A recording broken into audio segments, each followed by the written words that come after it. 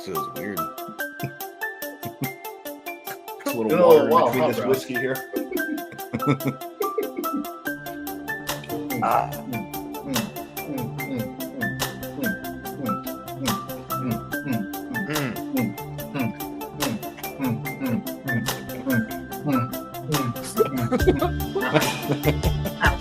I don't even know what's going on, dude. Dude, he's just vibing. Let him vibe, bro. Dude. Let him vibe. I don't hear the music at all. All I heard was Fleur. You don't hear really? the music? No. Oh, interesting. I was like, I'm just sitting here in complete silence. What are we doing?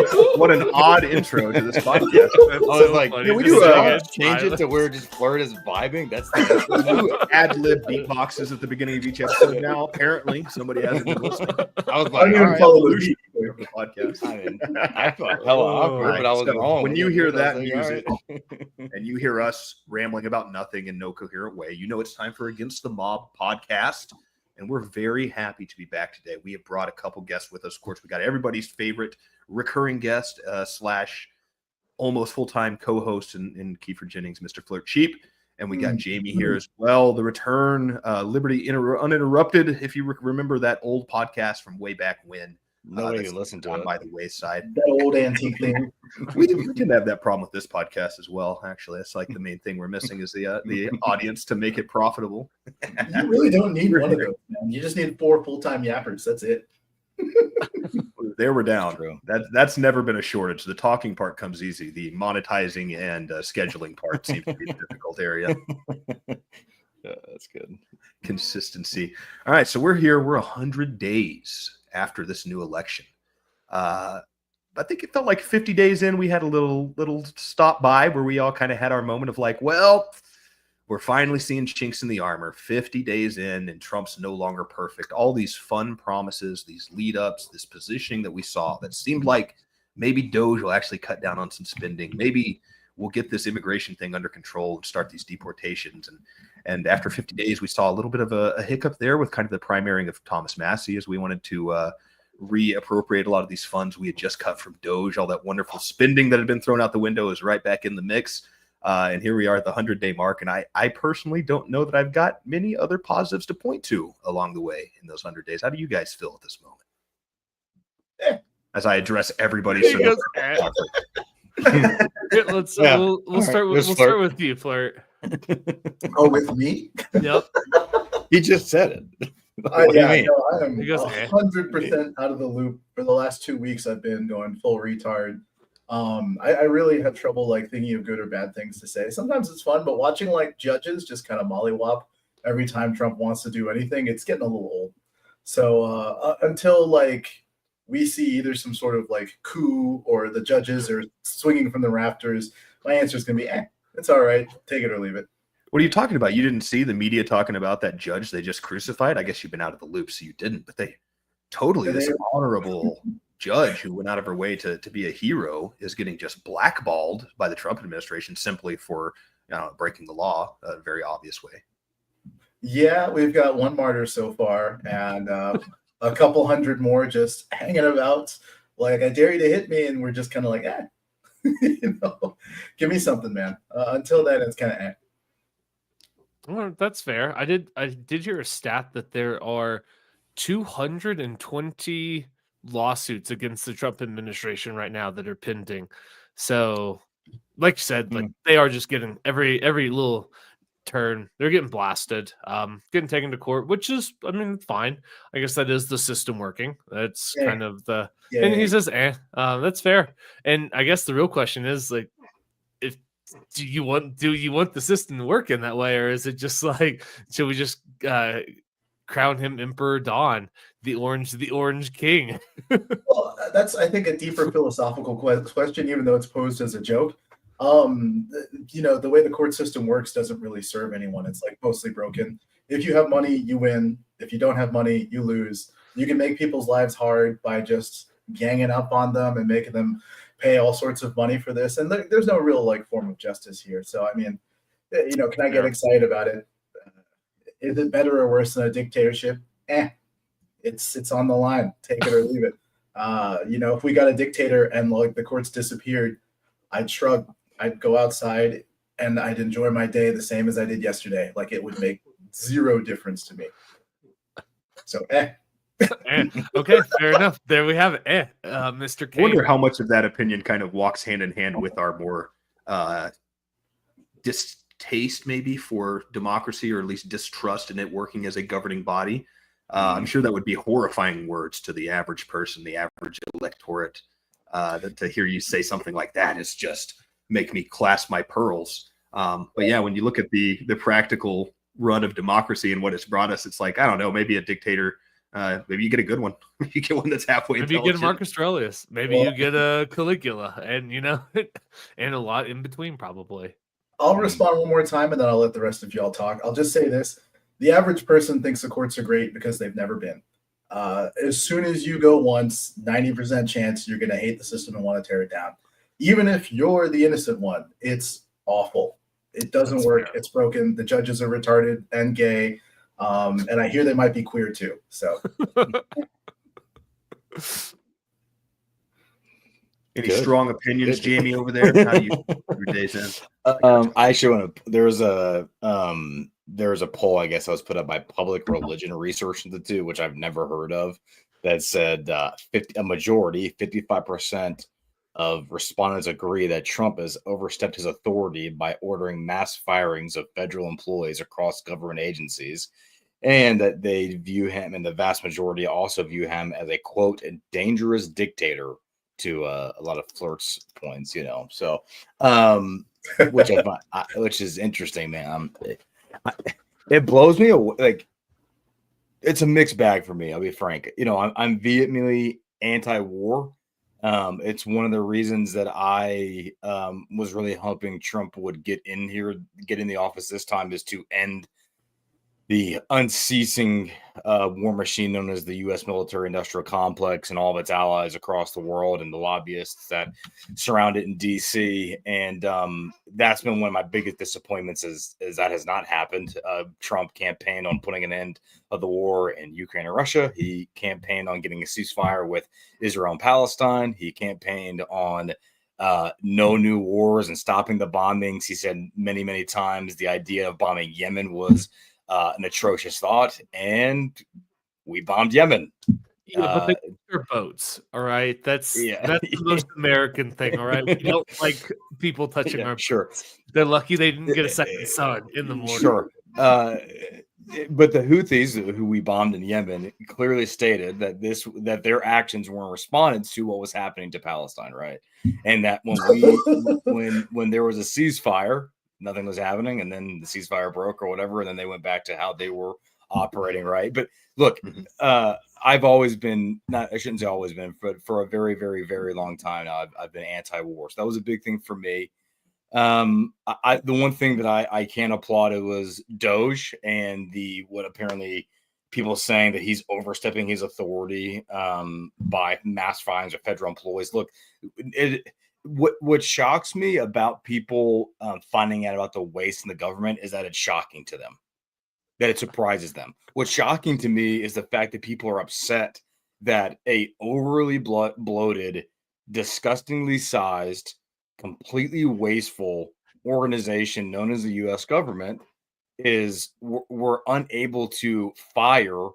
I don't know how many we fired at this point, but let's say 20% across the board. It's not enough. I don't think it's 20%. I think that would the idea that we can't do that, what the president can't do that when supposedly he is in charge of the executive branch of the government and can absolutely make those decisions. There was a quote when Vivek was running during his primary, and he said, if you can't fire your employees, then they're not your employees. And so and this shows us of whether you want to call it the deep state, whether you want to call it the managerial state, whatever you want to call it, this shows us that we are not run by elected officials. We are run by unelected bureaucrats that we don't know the names of. For every one Anthony Fauci, there's 40 more that you will never hear of in your entire life. And supposedly we're not allowed to get rid of them. The American people aren't allowed to vote to remove them and to save our tax dollars and to remove these individuals that not only are wasteful, but inherently dangerous to personal liberty and freedom, as we've all seen I don't, I mean, I don't know what the past 70 years, past 80 years, especially. So I do applaud that. I think it's a mixed bag. A lot of things. I think Pam Bondi's kind of a joke as an AG, especially when it comes to the Epstein files and releasing the Epstein files. The idea that they didn't know that there are more Epstein files and what they gave we already had. That was an absolute joke. And getting all the the big conservative influencers like DC Drano and all those people to go and hold up their stupid little binders and pretend like these are all the Epstein files that we were promised, the American people were promised as a joke, all the arrests that we've talked about, the idea that Trump ran on not doing what he did his first campaign and surrounding himself with neocons enemies. I will say this time, he did not surround himself with enemies. He surrounded himself with loyalists, but he still surrounded himself, maybe not with typical neocons, but definitely neocon adjacent. Zionists at the very least. I was gonna say, and there is that. and rabid Zionists. Rabid Zionists. And I guess I should say too, like, I'm not rooting for one government or another. I'm just so sick of the war. I'm rooting for the people to just not be killed under their government's war games. I'm just so sick and tired of it, right? And so, anyway, well, that's a little short-sighted. You can always import more people from the third world. That's true. Yeah, you can take them into Egypt and then turn their whole country into a resort and a golf course, apparently, which is, I think, a great idea. And once again, I'm out of the loop too, man. Life has gotten a lot busier for me over the last year and a half. So I gotta be honest, it's been nice tonight. You muted yourself. All of a sudden? Or maybe your mic messed up again. You have a self. It's randomly muting me. Can you guys hear me? Yeah. So I'm just messing with you. I muted you from this end. You did? No, I'm just kidding. I'm just. Like, is that a thing you can do? I'm just gaslight. I was just gonna gaslight him for a second. Like, I'm not. Yeah, sorry about that. Anyways, man, it's been nice not paying as much attention as I did the Liberty Uninterrupted days, but I still pay attention, and definitely a mixed bag for me the first 100 days. The stuff going on with, especially the free speech on the college campuses, and the idea that, look, let's not act like college campuses are the bastion for free speech, because they're not. They used to be. They're not today. But the idea that conservatives who have turned in over the last, I'd say, 10 to 15 years, the party of quote unquote free speech, or I guess the Republicans to say the party and the conservatives to say the larger movement, is applauding individuals being either deported or being kicked out of college campuses because they had the audacity to speak their mind on an opinion that you don't agree with. What we've always said in the libertarian adjacent movement is you need to protect the speech of those who you disagree with, because one day, if you don't, your speech will be under attack. That's what and you're kind of seeing that now with the progressives and the so-called liberals. They're the ones that wanted to talk about hate speech and legalize and making certain speech illegal and going after not being a free speech absolutist movement anymore. And now you're seeing that reciprocated just on the conservative side, which I think is evil on either side or any movement, right? So, sorry, I'm kind of bouncing all over the place, but those are just some of my initial thoughts, while I'm thinking about it. It's a little bit of that, what is it? How's the quote go? Evil asks for tolerance until it gains power, and then it'll crush you with it. And it's not, evil's maybe even a little strong for that, but it's just the cycle of American politics where whatever side is getting dog walked by the other side at any given moment is all about free speech, because they want to get their opinion out there, and it's not going their way. I want to push back real fast on the not evil thing, because in the history of the world, it has never been the good guy suppressing speech ever, and so that's I think that maybe we can't brand it as evil now. I don't know. Darth Vader, I have a soft spot for him. I'm kind of down with the Empire in this world, Matt. Not your little fantasy. Okay. The rebels were like fucking retarded. Matt's like Star Wars is real, bro. It's in a galaxy far, far away, bro. But anyways, that's just the only pushback. The Death Star destroys any houses that don't have blue roofs. Oh, I have I'd never heard about that. About the blue roof. Is this where they had to? Is this the Israelis, like, they'd have to tap Is this what they're doing? That's the bomb tapping to before they bomb people, or was there actually a thing where? Oh wait, you're talking No, about the blue roof with the roofs where- laser. Yeah, he's talking about the Right. Jewish space laser. Oh yeah, no, that's the other I had weapon to from space. I had to dig really really deep into the recesses of what we've talked about. I will say, so I did listen to that that Joe Rogan with Dave Smith and what's his name, Douglas. Is it Douglas Murray? Douglas Murray. Yeah. Yeah, Was, I listened to that because I've read some of Douglas Murray's books in the past, and didn't hate the guy. But something that I've noticed that Douglas Murray, Daryl Cooper should send him a thank you letter, because I did not know who Daryl Cooper was, never listened to his podcast, didn't know anything about it. But when is that the Martyr Made podcast? yeah, for sure. And I have been binging it, and all of the comments on Spotify are like 1 month or less old. And so apparently, it's like the best thing that's ever happened to, maybe not the best thing, but Douglas Murray shitting on him certainly gave his podcast a lot more credit, like not credibility, but a lot more exposure than it otherwise would have gotten. And I for one, I've really enjoyed it. And that has led me, so we're talking about this, and maybe this is the time. I am down for a no state solution. After listening to that podcast, start to finish, it's just, nope, it's not one state, it's 2 states. We give everybody a week. Get whatever you can, get the fuck out, and we're glassing it. Like, you guys clearly cannot play nice. And it's not the whole Middle East. It's just that place. It's just, Gaza's already ruined. Let's just go ahead. We'll get Tel Aviv. We'll get Jerusalem in it. We'll get the West Bank. Non-discriminate. It's just like, we'll grid it and we will blow the shit out of the Holy Land. I got it. And There's some that's things I care What's, about over what's there. wrong with so, that like, problem? What's wrong with that solution, Jamie? What's wrong? there's a couple of things I like over that. Who needs the temple on What are the you, like mountain? some kind of architect No, no. work or something? I'm not talking- yeah, exactly. There's some places I consider sacred and holy over there. Just build another Dome of the Rock. I don't get it. That's not what I'm worried about. I thought Joseph Smith found all that shit over here anyway. So yeah, I'm so tired of like As I'm this wearing whole- a shirt that shows the church. Dude, Holy the power of Sepulchre. Christ is Look, greater Jamie. than American bombs. I don't know if you've ever been to Las Vegas, but like, we built another Paris. We can build another Jerusalem. It's gonna be fine. You guys are gonna love it, dude. It's Me right too. next. Sure. It's gonna be right The next to Romans- Caesar's Casino. Just to make it feel realistic. The Romans do that once. Didn't they like carry half of the temple back to Rome to put as like a party barge outside of the city? I'm pretty sure it's a real thing. I think they raided the Temple Mount. The Romans did at one point. In Oh, they time just and, like, destroyed it. Yeah, yeah, I I would say think it's- that mostly was what happened. Was they were like they transported it, but it was like they took some cool paintings and pottery and they fucked up the rest of the place. Honestly, Sounds about vibes, right. man. The Romans were lit.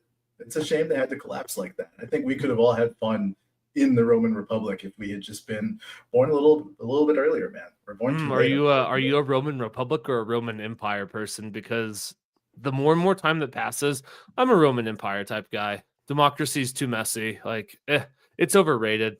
Let's just There's it's an argument to be back to said. this That's like where the no downfall started. this no state solution. It's like, why are we going to drag this out? It's going to be a massive humanitarian crisis. Nobody wants to rebuild Gonna Gaza. be. There's no money for it. It is, but it's going to I was get like, where okay, wait, that's wait. fair. It Gonna is. be. And so like let's just expedite the whole thing. I You got a Just week. see what Everyone's got a Matt week. If you classifies as a don't humanitarian get problem. out, then I'm sorry, but it's nothing new to this area. Like, they're used to being just indiscriminately bombed. So you got a week, get whatever you can. And I'm sorry, all of you Zionists and Jews in there, when you say, "Oh, not us," it's like, no, you too. Like, you've like what you've done to Gaza, we shall do to you. And that nice little carrier fleet that we moved in for war with Iran, let's just redirect it to something that is productive for society and the world. And now we don't have to keep subsidizing, like, no more money to Israel. You know what I mean? Like, let's just get rid. No. Let's just get We're rid of the still whole gonna have problem. to subsidize them, all right? The Jews are gonna need a new homeland. There's actually a nice little 40 square mile district over in Washington, D.C. that I think we could make new Israel. And we could just I honestly feel like they would love Albuquerque. We're gonna need to build one more wall. Matt would Not- fit right in. Not in my New Mexico. The Jews Matt will build would the wall fit- just fine, man. Yeah, they're used to living behind a wall. That's pretty standard behavior. Matt would like go in there and be like the Spider-Man meme. They'd all be pointing at each other, dude. They're like, wait. Ooh, and we can put Palestine in Massachusetts, like kind of outside Boston, but like just close enough to annoy them. Oh, That'd no, be no, no. Minneapolis. Logan's That'd already be solved this. Minneapolis, dude. We send all the Palestinians to the demilitarized zone in Ukraine. Donbass. Yeah, for sure. Oh, Like, It's two birds, one stone. Now you got a buffer between Russia and Ukraine. They don't have to deal with each other anymore. It's a nice little strip I'm of land. sure It's the probably Palestinian better than people would Gaza. love to Yes. be between two warring nations. That would be. well, they're used to it Russia already. What's is- new? You know what I mean? I'm just saying, let's give them a break. Yeah, that's all I'm saying. Let's just give Russia's them a definitely breather, known dude. for laying Let's down just- arms when civilians are in the way. So Let's just I ship think them to that's a good plan. Arkansas for just a minute, where nothing's happening, and then just Well, let I like them breathe for a Arkansas. second. This dude. dude, Arkansas is Really? pretty. Do you I'm really gonna say wanna this: ruin if Arkansas? you send a What's your- whole yeah, plane they should load like of Jews to Arkansas, they're gonna have trouble getting along with the local population. I'm gonna throw that out there. But this is I'm the talking about the problem. Palestinians. They're but going to have probably a the same problem getting along with any local population. So They'll probably think the Palestinians are Mexican, so that'd be all right. That might Trabajo. pass. Dude, look. That's so good. That's so good.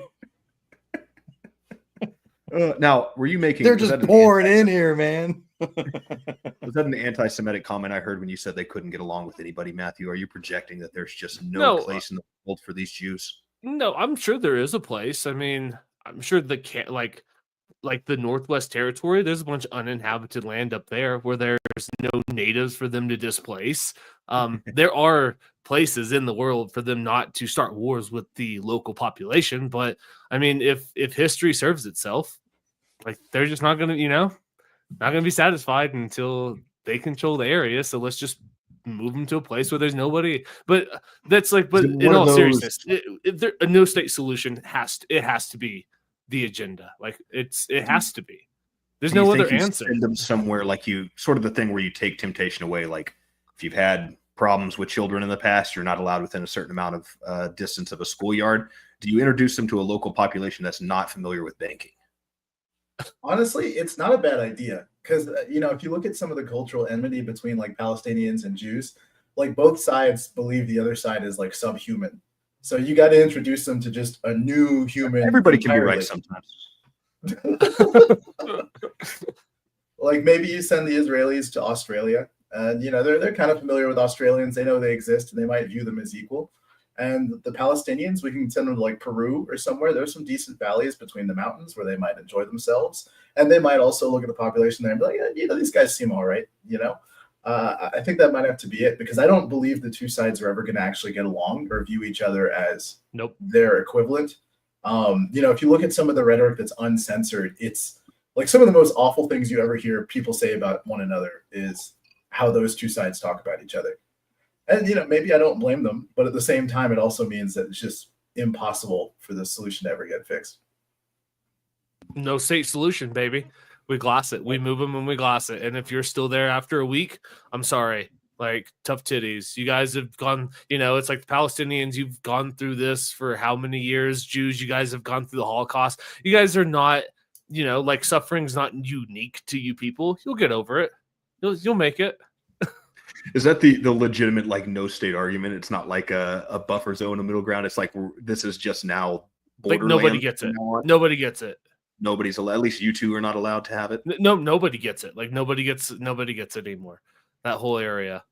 And we just seed it That's with like all the of our whole resort radioactive idea. waste with No, I think Jamie we is can make right. up- That's the biggest issue. Is there's a lot of cool history there that people are not going to be super down to glass over. Bro, We'll get over Las it. Vegas. I'm just saying, we can do it. Like, where is the biggest pyramid in the world? It's in Memphis, Tennessee, brother. We can do it. It doesn't have to be Is like that the Bass old Pro world. Shop? Absolutely. Biggest pyramid in the world. Fantastic, dude. It's America, bro. Let's go. And we chose just- Memphis on We're purpose. just winning. We can't I didn't stop. even catch that. You're right. Memphis. yeah, Tennessee. Memphis, Tennessee. Yeah, Interesting. that's wow. I never. It picked up on reminds that. It reminds might me even of SpongeBob, where like Patrick's like, I have an idea.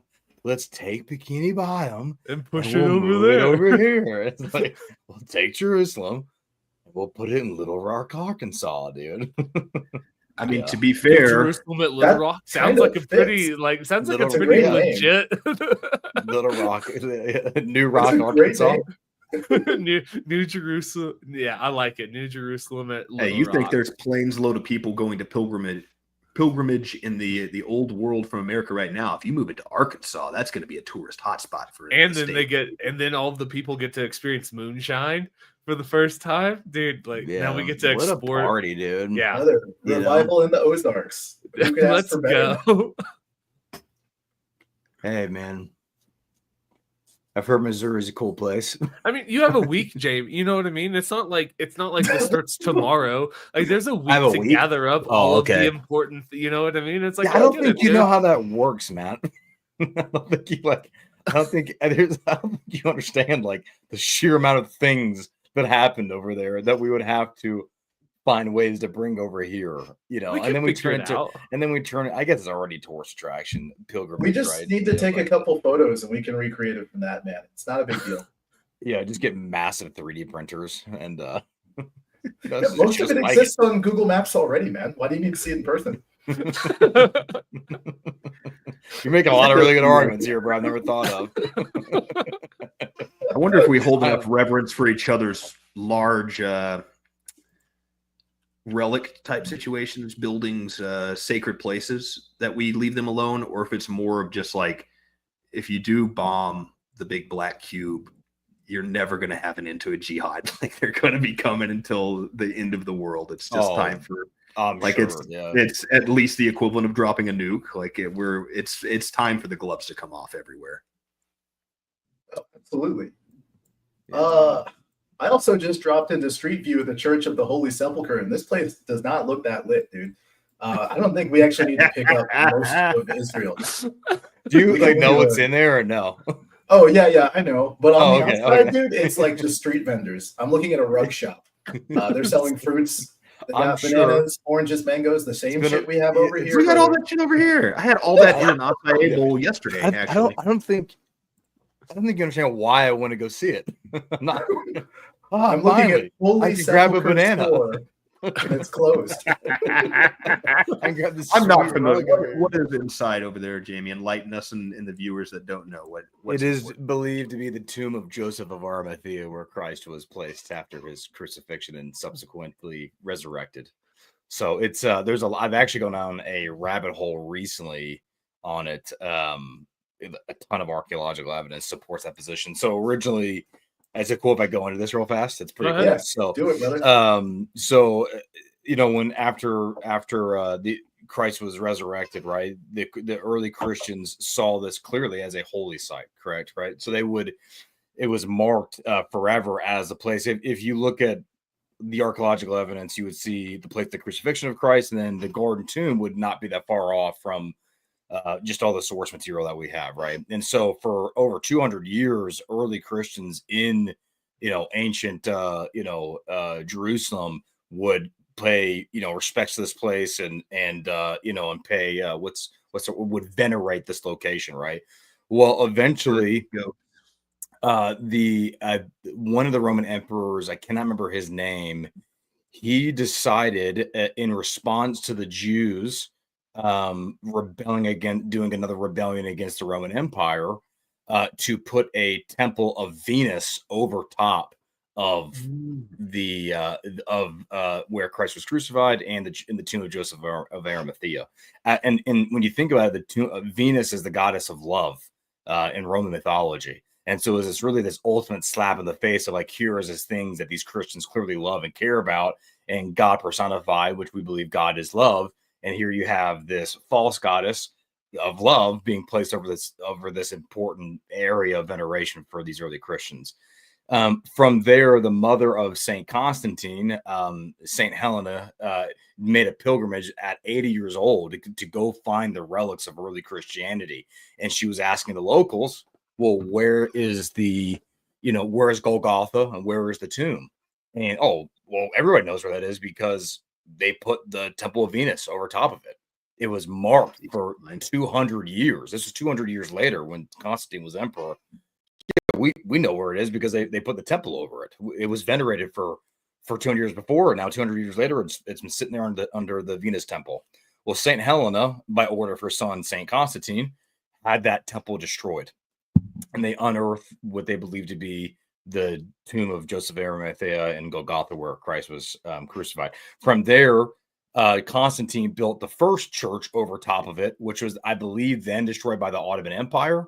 I'm almost positive it was Ottoman, or I can't remember. Maybe you can Google it real fast. I thought it was, I don't know. I'm gonna get my time mixed up, but doesn't matter. Dirty Muslims. It was destroyed and then rebuilt, and so it's been rebuilt 3 times. The last time it was now is the Church of the Holy Sepulchre, which you're looking at right now, and that is run by 6 major denominations of Christianity: the Greek Orthodox, Roman Catholicism, I think Coptic and Ethiopian Orthodox, and a couple of others all run this church together. My Baptist didn't make it in. Yeah. What'd you say? I said my Baptist didn't make the cut. I don't think the don't think it's real popular over there. Yeah, I'm not sure if the Reformed got a chance at that, but yeah. So, anyways, that's the Church of the Holy Sepulchre, and there's a lot of archaeological evidence that supports the claim that it is absolutely the Golgotha and the tomb. So, all right, cool. So we get a week. We just dig it all up, you know what I mean? Like we can just dig the whole, like it's not like we can take put it in a giant whole, what sure, are those like, things? Terrarium? What is we it? can What are those take things it. called? We can, yeah. You're talking about the Are you talking about the pods? No, the hipsters make them. They're little fish tanks, and they put like mini trees. Terrarium. Terrarium. Thank you. Yeah, just a giant terrarium is what you're talking about. Yeah. A week. Maybe. So here, I'll compromise 2 weeks because I'm sure that's going to take a little bit of time to like. You know what? Let me get with my resources. We'll see what we can do. I had a different compromise. Maybe we don't need to remove all this stuff. Maybe we need to isolate it. What if we build a giant terrarium around that area, and they Like can in The just Simpsons. get done whatever they need to do, and they're exactly like the Simpsons. The Simpsons movie. Oh, 100%. You know what? I'm okay with that. I'm not Let's put opposed. all of the important things in the bubble. Kick everybody out. Keep the bubble. And if you want to go through the one approved entrance and exit to tour all of these cool religious settlements, we'll be like, absolutely, anybody's allowed to. It got real fucking dicey when we locked the doors, just to warn you. But good luck in there; it's fun. Okay, I'm down. As long as we're displacing everybody that lives there, I think that is the key. As long as they all lose, that's For I'm sure. starting to No, think like that we you know we like, can don't we want to can do the keep- right thing. No, we can. No, dude, I'm compromising, dude. We can keep all of the places, you know, like I don't we can. think you understand what compromise But is, everybody's got to go. That's like, I think that is a compromise because earlier my solution was we blow the whole thing, we level it like Gaza, and so now here I am saying like I can feel- all the buildings can stay, but everyone's I don't got to think go. you listened That to is- anything I said, and No, you were I just did, waiting and for me that's to be why- like, if for whatever No, me and that's be like, why yeah, okay, I'm a coming week. to this like I think is a No, huge. I added a compromise. week because of the story. Yeah, it was a great story. We get it. Okay, you One get more one week. more week. Find your giant So tarantula. or now whatever there's it's no called. weeks. Now we just displaced. Now everybody in there has to leave, Your glass and everything tarantula. can stay, and nobody has to be bombed. I think that is a compromise. Do you think that would end? Like, I mean, like, let's say we take them in 2 completely separate regions. Does that end the problem, or do they just find new problems when they get there? No, They'll that's- certainly find new problems. It may not There's be new nearly problems. to the Not that magnitude or problem, the same yeah. kind of problems. but Sure. Yeah. absolutely, they will find problems. Yeah, for sure. Yes, the problem is the relationship between the 2, right? well, So- and I also, I I'm, mean, I'm not even saying that. I'm just saying if you take a group of people and drop them into another group of people, you're going to find some problems. there's always going to be true. resistance from the locals to So yeah. I felt when I first met Matt, you know, I was just like, I don't know, man, this isn't good. That's fair. And then he introduced me to Logan. I was like, all right, well, at least there's one of us Okay. here. So that's my code switching. You know, What does that mean? I've heard that. I'm so out of the loop, dude. I don't know. it's No When you change contact, really, accents like, or how you speak based on who's around you. mhm. Oh, yeah, I do that all the time. Hey, most of them girl. are fun white guys who exclusively take on a black scent when their black friends are around. That's Oh. the main culprit. Sure. Oh, My so cousin I will- started. My cousin I will started own doing up that when to he was probably like 4 years worth of 14, that. and it just never all right, stopped. who's talking, Logan or Jamie? I don't know. Sorry. Someone pick. I don't care. Sorry, Logan. Go ahead. I already forgot what I was saying, to be honest. I'll also say that I was a lot just of saying my black people co- code switch. Like, I was think just it's saying my kind of rare cousin. for black people not to. Oh, I think it's a Hold up. delay. Sorry. Repeat. No, go No, ahead. I get that, but like as a black guy, like I see black There's people when it's definitely just delay. black people around, and when there's like white people mixed in, and like almost every black person I know code switches. Like I'm one of the weird people who doesn't. Like I always stick out like a sore thumb. But you know, like if you're white and you see black people, you don't really know because you either see them in one context, like it's like, oh, I work with him, and you don't see him outside, and at work he's got a work voice. Then he's got like a friend voice, and then he's got like a family voice, and then he's got like a black voice, and like I'd say most of my black friends are like that, and I'm the only person who uses the same voice like literally everywhere. I don't change how I speak for anyone, but most black people do. So that's really how I you get pulled sound. back pretty hard. Yeah, I chose this voice. It's not an accident. That's a just- bummer, brother. I was just trying to figure out my accent, and I started calling every insurance adjuster in my neighborhood until I perfected the right one. You know,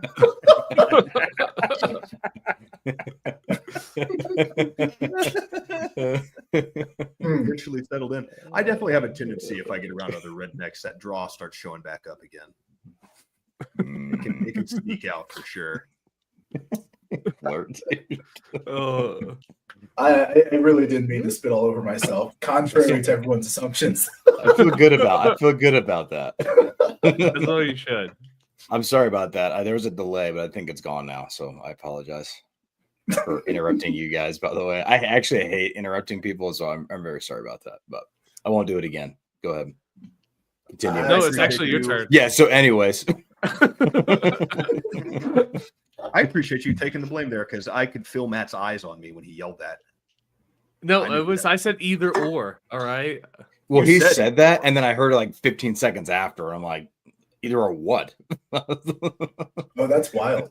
See, I heard him Yeah. live, and I still tried to talk over you for My the 15. Wi-Fi sucks, so I turned off the Wi-Fi on all my other devices. I think we're okay.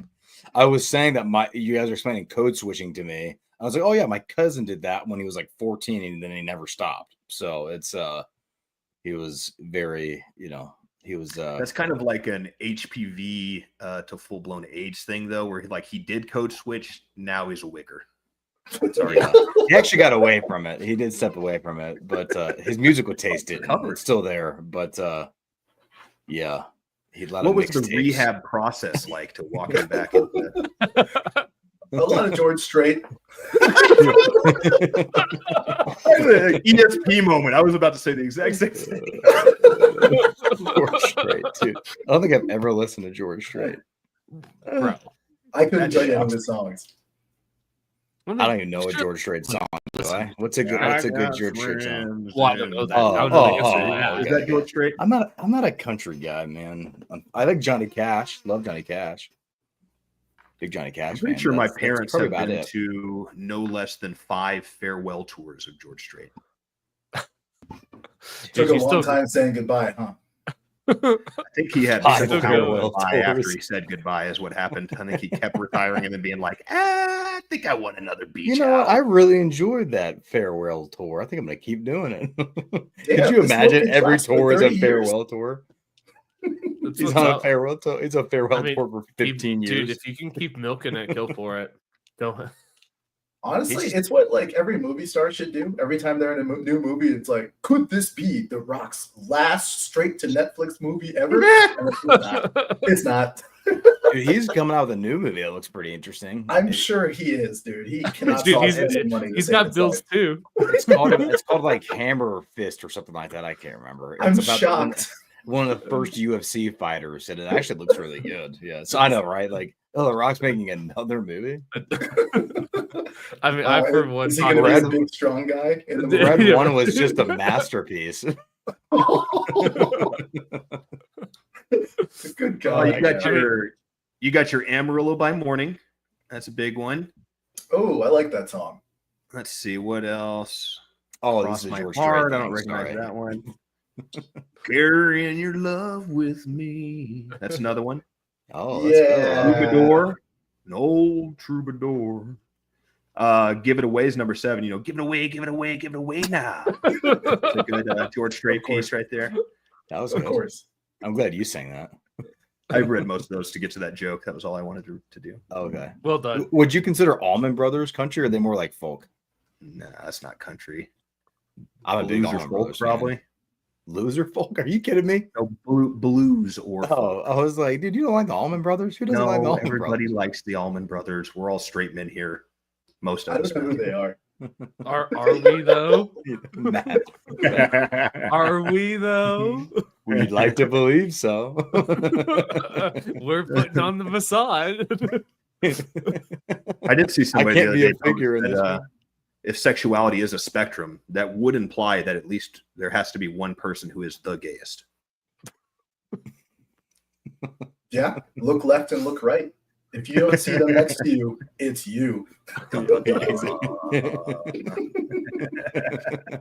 Oh no. I Oh, knew something was wrong. That is actually kind of an interesting idea because it would imply that out of the 4 of us here, one of us is the gayest. I don't feel like that's I mean, hard. I don't think that's yeah, hard to figure out. See, yeah, let's this all is- on this the is count of so 3 say Matt's unfair. name at the same song, same time. This is so unfair. I fucking hate you guys. Who's got the pinkest background? Oh, Oh, I do. Yeah.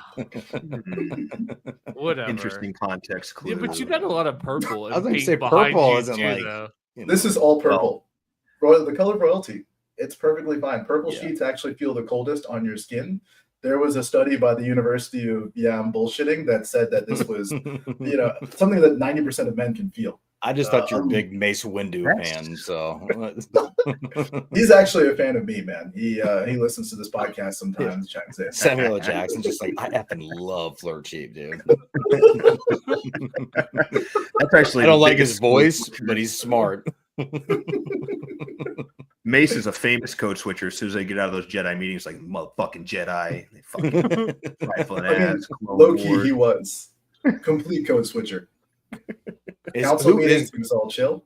we talking Mace or Sam L? we Oh, know Mace. that we know Matt's favorite character is Darth Vader, right? Is that your favorite Star Wars character is Darth Vader? Of course. Okay, because you have a Darth Vader tattoo. I do. That's right. Yeah. Tattoo of a I've man s- on you. Let's put that one in the category too. He's a handicap man. Never thought of it that way, but yes, He he's a is. He is. handy capable. Okay. Very capable. Logan, who's your Star Wars character that you like or love or dream about? Dude, I'm a rebellious, smooth talking shithead. Of course, I'm a Han Solo guy. Me too. Nice. Makes sense. Makes Beer, sense. beer bros for well, I guess Matt doesn't get included in that, but for Han Solo. You're only a I'm- beard bro if you never had cum in it. Oh my gosh. Dude, Logo's like, let's crank this bad boy up to 12. Just- Sorry, I've been drinking whiskey today. I'm a little. Dude, I don't even know what to do with that. Why are you not a beard bro? What's the deal? I guess not. Typically, I just get her like a warm, damp towel, but however you want to deal with it. oh my gosh, dude. I knew this was a mistake coming back to this show. I'm never gonna financially recover from this. Well, I guess I'm just gonna hop off. You guys have a good podcast. You can't leave yet. We haven't gotten to your specific question that you wanted to ask on this podcast. Wait, I didn't No. hear Flirt's favorite character. I Dude, know. Star Trek, you fucking losers. Captain Ew. Picard. Ew. Yeah, I Come knew I didn't on. like you. Captain Picard is the best. He's I the knew there was most something about you I just didn't post-libertarian like. space character we've ever had. Once the first link of tyranny is forged, it binds us all. Come on. I thought you were Come gonna be a Jar Jar guy, frankly. But, no, Jar Jar's a code switcher, dude. I could never. That is a racist Jamaican joke. Misa sell insurance. Bumba clats. Misa Twitter famous. Oh my god. Love you, dude. So what was wait, Matt had a question. No. Oh, He yeah. He wanted Yeah. to take on 100 men, but he wasn't sure how to do it. So- Dude, don't you worry about me. I can beat off 100 dudes. right.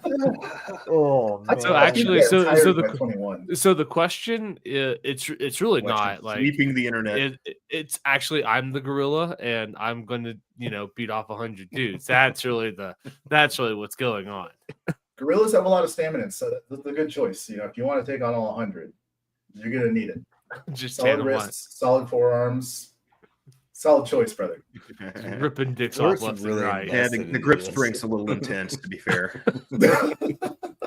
Prefer a more moisturized hand, I would imagine. That's what the banana skin is for. All right, I'll stop. Gracious. Yeah, we're supposed to be a very serious podcast, aren't we, Matt? No, we are a very serious podcast talking about very serious things. And I'm not this sure is if you it. know what serious means, Matt. All right, I well, do. give us Okay. frame this question for us. I don't know that I've seen some memes making fun of this, but I don't know the exact question framing of this very important. Actually, libertarian Yeah, I don't teaser. know where it started, but it's all the internet's been talking about for the last couple of days is who would win in a fight, 100 men or one gorilla. And in this, there's like no weapons, it's like just random men, random gorilla is the way that I see it. You don't get weapons, you can't like fasten anything. It's just like cool. There's 100 random dudes, and all of a sudden you're in an arena versus the gorilla. Who's gonna win? And I think the answer is I don't know. The answers are so varied. I don't know. I'm just curious. What do you guys I think? haven't given any thought to this. My gut says gorilla, but like I'm sure there's so many variables that I'm not even thinking about, Well, let's pose a question then. Let's pretend this is going to be televised. It's streamed online. People are going to go back and watch highlights later, and you're in the fight. You're one of these 100 men. What is your strategy to Stand either back. survive? Yeah, stand as or close to that not wall as look I like a can. pig? Just like hide, this the whole time. hide under the piles of bodies that start to stack up. Under the See bodies, if I you can say. see if Under I the can bo- make yeah, enough for gorilla sure. noises that he'll accept me as one of his own, and we can fight them in together. He won't. Hmm. You'll look him in the eye, and he'll take that as a challenge, and then he rips your spine out through your butthole. That's like I don't know the though. worst spot to get your spine ripped out from. Full If it's going predator to be mode. televised, people are going to be watching it later. Are you sure you want to be on TV immortalized as like the I'm going to play hide and go seek guy? 100%. Yeah, absolutely. That's Yeah, much I better. don't know. That's much better than the. I'm hiding stupid under idiot. Logan's dead body 100%. I think tactically, you've got to convince like a certain portion of the group that like, hey, if we all attack it together, this is going to work. I And just then don't you- see it, man. You feint to run in, and then you kind of pull And back. then you- And there's going to be like 20 other dudes who also pull back because they're on the same wavelength. You let the first group like go in, and then you and the 20, you wait till the gorilla's like really distracted. Then you run in afterwards, and you start just swinging for the head with rocks. See if you can knock it out. Well, there's no No rocks, weapons, though. right? It's just, Yeah, like, it's just we're you- talking it's about like a just bare concrete hands. room. What am Like I in the like biggest- Orange biggest Arena from octagon. TF2 where it's just like flat squares, or is It's it just a like house, out in dude. nature? Like a Just a 100 warehouse. by Just an 100 arena. yard UFC arena, perfectly flat, caged in with that thing. You guys are gonna hide in the UFC arena. Huh? Hell, yeah, No, hell in a I cell, can't, dude. I'm gonna hide under the bodies. All right. I'm gonna yeah, hide yeah. until like guy 75 gets killed and hope that gorilla's run out of endurance. And then I'm gonna keep hiding. Oh, no. You just look up Matt's on top of the cage. See, that's an important one. I do think, ultimately, with the right determination, 100 men do win this fight because endurance Agreed. ultimately is going to come into factor. And Mm. we are endurance hunters. Gorillas are not. So I got to think there's going to be a burnout rate where this gorilla is going to die of like a heat stroke eventually. So, But yeah, doesn't it comes to factor. adrenaline cooks your endurance? Or like once that adrenaline spike leaves, which like you're gonna be hyped up on Crash. adrenaline. Like you get in there and you see this gorilla absolutely freaking just like Ripping dudes just- in half. just ripping dudes' faces off and like turning men into applesauce. I mean, you're gonna be jacked up for like at least an hour, dude. And then by the time your adrenaline comes down, I think you're asleep. I think you're cooked, dude. I agree with Matt's plan where I'm pulling over Logan's dead body on top of me, and I'm just gonna take a nap because I'm tired, man. I'm tired from watching this gorilla go to town on 60 random men as they cry for their mothers and mercy from this gorilla overlord. You The could question make it- is, how many does the gorilla ever make any of them like his prison bee? You know what I'm saying? Does he That ever crossed stop? my And, mind. you know what I'm Oh, if saying? the Like, gorilla eventually- starts butt fucking survivors, I'm Well, certainly hiding. I mean, gorillas are on like- a sexuality spectrum as well, so I don't think we can like count on the prison bitch always happening. I think it's maybe like a 15% chance based you on the know? needs of the moment. yeah, but if you're whether that, it's if you're horny or those not. 15 men out of the 100, and you're one of the 15, that's well, now tough, you get to dude. dive Point gorilla there. dick. Oh, if you're one of the rupturing gayer your colon. ones and the gorilla can smell it on you, yeah, Yeah, that makes sense. how terrifying is that experience if he does smell something in your pheromone profile and identifies Yeah, you like as a he's female? just searching for Matt, And he's like, he gets you under his arm and protects you while he's doing all this, but he's just smashing guys. And you know Oh, when guy no. number 99 goes down, he's gonna have some expectations. and he just gives you a light kiss on the cheek, you know, in between every couple of 10 men, Flows on the back he's- of your neck. and he looks you right in the eyes, and he's like, Matt is 8 now, you know. And he's like, Ape. you Oh, will strong. fall in love Oh. with me by the Dude, end of this. if my fate is either just like become the gorilla's bitch and get butt fucked on national, like Well, man, we're international not- television, This or guy may be a die a gentleman. horrific death, I will Live be in streams. wave number 1. Like I will lead the charge. It That's what reminds me I'm of Black saying. Mirror, the first episode of Black Mirror. Did you guys ever watch where the A guy, long The very ago. first Remember one, that, but I- the season one. very season 1, episode 1 was I don't even actually I've remember. only ever watched one episode, and it was that episode, and I never watched it again. What happened? It was like a statesman, and they kidnapped. I think they kidnapped his Oh, daughter, with the pig? and the pig. And I'm like, I'm not watching this, dude. I'm not doing this. You know. So it'd be kind of like that, but with Matt and a gorilla. Yeah, I don't know, man. I'm still taking the. If I had to put like a grand on it, I'm taking the gorilla 10 times out of 10. 100%. All right, so here's the next question. Let's say you're not one of the 100 men and you're just watching it live stream. You know, That's it's what a I'm big deal. People made into it. It's like the Super Bowl. Jake Paul's in And, there. let's say you see someone you know and they're getting, BF'd by the gorilla. Do you turn it off out of respect, or do you say like, well, I got to at least see this just so I can talk to No, the it's- boys it's- later? it's- Okay, I don't know if there's any part of me that needs No. to see any part of that. I can't turn it off. It's not Yeah. that I want to watch out of enjoyment. It's just Sheer like the horror. sheer You can't shock turn it of away. it. It's like a what's it called? A school bus and a train colliding. You can't look away. Which you Yeah, you know. this thing is burning my eyes, but I can't turn it off until I see if they try missionary. I think Logan's watching for all the wrong reasons. No, trust me, something crazy is gonna happen. Just give it a couple minutes. it's No. Look, This I is got proof. 10 to 1 We need to odds see- that we he's need gonna to rig see one of these the guys. All right. yeah. Oh, Dude, Jesus. this DraftKings is- has the odds. I Oh, had to take just it. sports betting. What Hey, kind of like- prop bets do you think would be in on this, dude? There's got to be some The pretty worst interesting prop ones. bets. The worst The ones worst would absolutely time be for on there. sure. I mean, Yeah, like low-key, over under on time. do y'all think sports betting needs to kind of end? Because like it's getting on my Absolutely nerves. not. I think it's a vital part of a lot of people's lives, and there's no reason to leave it.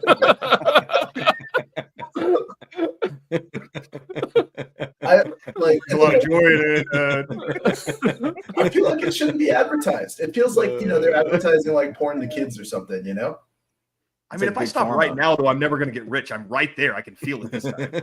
All I have You to ever do heard is of where scroll you- down once more. And honestly, anyone who's listening to this and has trouble with gambling, I think you need to understand that gambling is only a problem until you become successful at it. So just keep going at it, keep pushing every week, just keep grinding, and one week you're gonna hit. It's like that old that old allegory of like the guy that's digging and he's looking for gold and he's digging and digging and digging. Exactly. And if he had dug just one more foot, he would have hit the gold mine. I think you're right there. I think if you just keep digging, that foot is eventually it'll do something. You should definitely not pay rent and spend that at the casino this week. Yeah, exactly. You'll make it all back. $2,000 It's in not a big rent. deal. Do you want to? Yeah. Do you want to Put pay it all rent on black this red week, or do you want to black pay rent 19. the rest of your life? Let's go rest of my life. I I'm think Look, you're good. losing money if you don't take this bet, For frankly. real. And if you see black get hit twice, you can bet red because reds do. Like Absolutely. those are just odds. It's basic odds. Like For I sure. mean, And then you it's going to be took black math in high school. 13 times in a row. Statistically, I think the sun is more likely to explode than that, man. So if you got money to burn, Let's just bet on science, brother. It's And time. all this money you're winning from the gorilla prop bets, I mean, you got to multiply it, you know. Yeah, you can't just sit on your gorilla money. There was a whole parable in the Bible about this. You know, if you bury your gorilla money, you're just your father is going to be very disappointed. I don't think that's what that was talking about. Oh, 100%. Were you there? Do you know? Because I mean, I don't know. you got to remember that the dad was like totally okay with the dude who lost it and the dude who made money, but the dude who buried it, that was. I just a don't big remember no-no. gorilla money being in there. That's Well, weird. it's the same thing. Why? Like the Bible is like an allegory. You got to understand it's translated multiple times. It used to say gorilla money in like the original Aramaic, but since then, Yeah, absolutely. Everybody knows the Bible to your own interpretation. 100%. No. It actually, it's that's what happens when it goes from Aramaic to Greek to then Old English. You lose gorilla money. yeah, talents and gorilla money are That's true, very yeah. similar in Greek. Yeah. Very Actually, similar. when they found the Dead Sea Scrolls, that was in there, was gorilla money, frankly. A Yeah. lot of Oh, people see 100%. Anunnaki and they think angel, but it's actually a mistranslation of gorilla. Yeah, 100%. This is actually why the Gorilla in Poem Hebrew last means messenger, actually.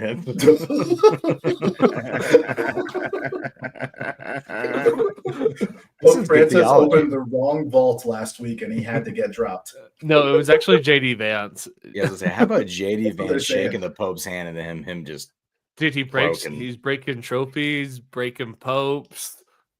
Yeah, yeah. Oh yeah, I forgot about He's a the little squeezer. that's a stupid. I mean, look, love college football, big fan. The idea the trophy comes apart, like that's so dumb. Just I keep think the trophy JD Vance together. is just. I think the trophy is probably I rock don't- solid. I think he's probably just. Like, that I guess bump. it does say something about him that he didn't know. That I mean, everyone knows you take that part out of the base and you raise it up. Like, I mean, that's a. If you watch college football, you know that's what happens. So there's something to be said. yeah, about that. yeah. I went to trophy class in college. I remember. So you went to Texas Tech. You didn't get to see that. Oh, true. Right Oh through the my heart. gosh. Oh my gosh. You guys have never seen a national championship, Such so of course I don't true, blame dude. you. Tell that to our 35-year consecutive champions in the meat judging department at Tech, all right? Yeah, actually, Jamie, the national championship is a myth. It doesn't exist. You've just been conditioned by propaganda and the mainstream media to think it's a real trophy that teams win. It's not. Every team loses in spectacular fashion when it's supposed to be their year. I think know? Trump needs to release the national championship files, and let's get this party started. Oh, if he tries that, the CIA is going to shoot at him again, and they're not going to miss this time. I think some Look, things we've gotta let a stay lot of secret. stuff fly, but if you're going to ruin this for all these people, We must gonna keep happen, Texas man. Tech down. yeah. If it wasn't for that, Texas Tech would have been 10 back-to-back, I'm sure, dude. Oh, 100%. We just didn't want to go there and like just unveil the whole facade. That would have been awful, man. I don't know. We've Do you guys really want to travel to the playoffs? We've been doing Dangerous, doing man. the Lord's work. Buses crash, it's a rough place to put a whole team I of don't know. I think you guys future just- engineers. Do they really have a meat judging competition? I got to go back. to that. 100%. Yes. 100%. I don't know how Pretty many years damn good at it. but Tech wins every year. Let's go. Like they butcher We- a cow and they're like, Yeah, how We does have it an the- entire like wing of Actually, our campus for this. Hmm. It's That's a big deal, right? wild, because it's One of the newest agricultural leagues there. school. I actually competed in high school meat judging competitions in that building. Same. Yeah, but like unsanctioned ones don't count. So, anyways, Yeah, it's like an Couple underground extra millimeter dogfight. pieces. Logan That just was in the weird, but I locker don't room. remember. That's a 5. That's actually how him and Matt met. Well, there's got to be a winner in every competition. Boy, do we have some stories for you. That is crazy. I mean, good for Tech. They're winning something. They're winning meat competitions, I guess. That's something. I think we had a good chess team too, if I'm not mistaken. And our Oh. baseball team, decent pitchers. You are just blowing me away right now, buddy. Oh, absolutely. Blowing them down, dude. I'm gonna start watching chess. It Just is to root on Texas. unfortunately The problem is not I televised. root for Texas Tech now just because of you guys, just because you're my homies. I'm like, I want to see these guys win. You know what I'm Don't. saying? Don't like save Well, I know save Matt yourself. doesn't care. No, I do care. So when I was watching in the basketball tournament this year, and we had that They beautiful made it to the Final valley. Four, right? Or no, it was No, Houston. we That did was not. Houston. Had that beautiful rally against Arkansas. Somehow won in overtime, and all of my friends are texting me like, "Dude, look at Texas Tech." I said, "That is very unlike Texas Tech." All right, like usually we lose those games, and then there's an echo. What is Sorry, going sorry, on? that was Okay, gotcha. And then comes Florida, and that is Texas Tech up 11 with 5 minutes to go. Can't hit free throws. That is the Texas Tech that I know and love. Arkansas, that's an outlier. So they made it to the Elite Eight this year. They Then. did, and they should have They made made Final they Four. made it to National didn't they make it? championship. A We couple lost the years championship. ago, right? Mhm. That's right. Four-ish That's right. years ago against Virginia. Yeah, that's right. I remember that. If Yeah. you had to compare us to like some countries' armed forces, we'd be like the UK of college football. You know, you go back to the 1960s and we still sucked then, but like we were closer to our heyday. Now we're just a weird little shadow of ourselves. That's the most Every now and cold then. statement I've ever heard in my life. No, we still suck, but just less than. Like We can still remember the good days back then. our heyday. We were like 5 and 6, dude. We were killing it. We were killing Egyptians in the Suez Canal until the United States told us to leave. You know, It's like- That was the most cope statement I've ever heard. No, we were like when we were mediocre, we were better 60 years ago.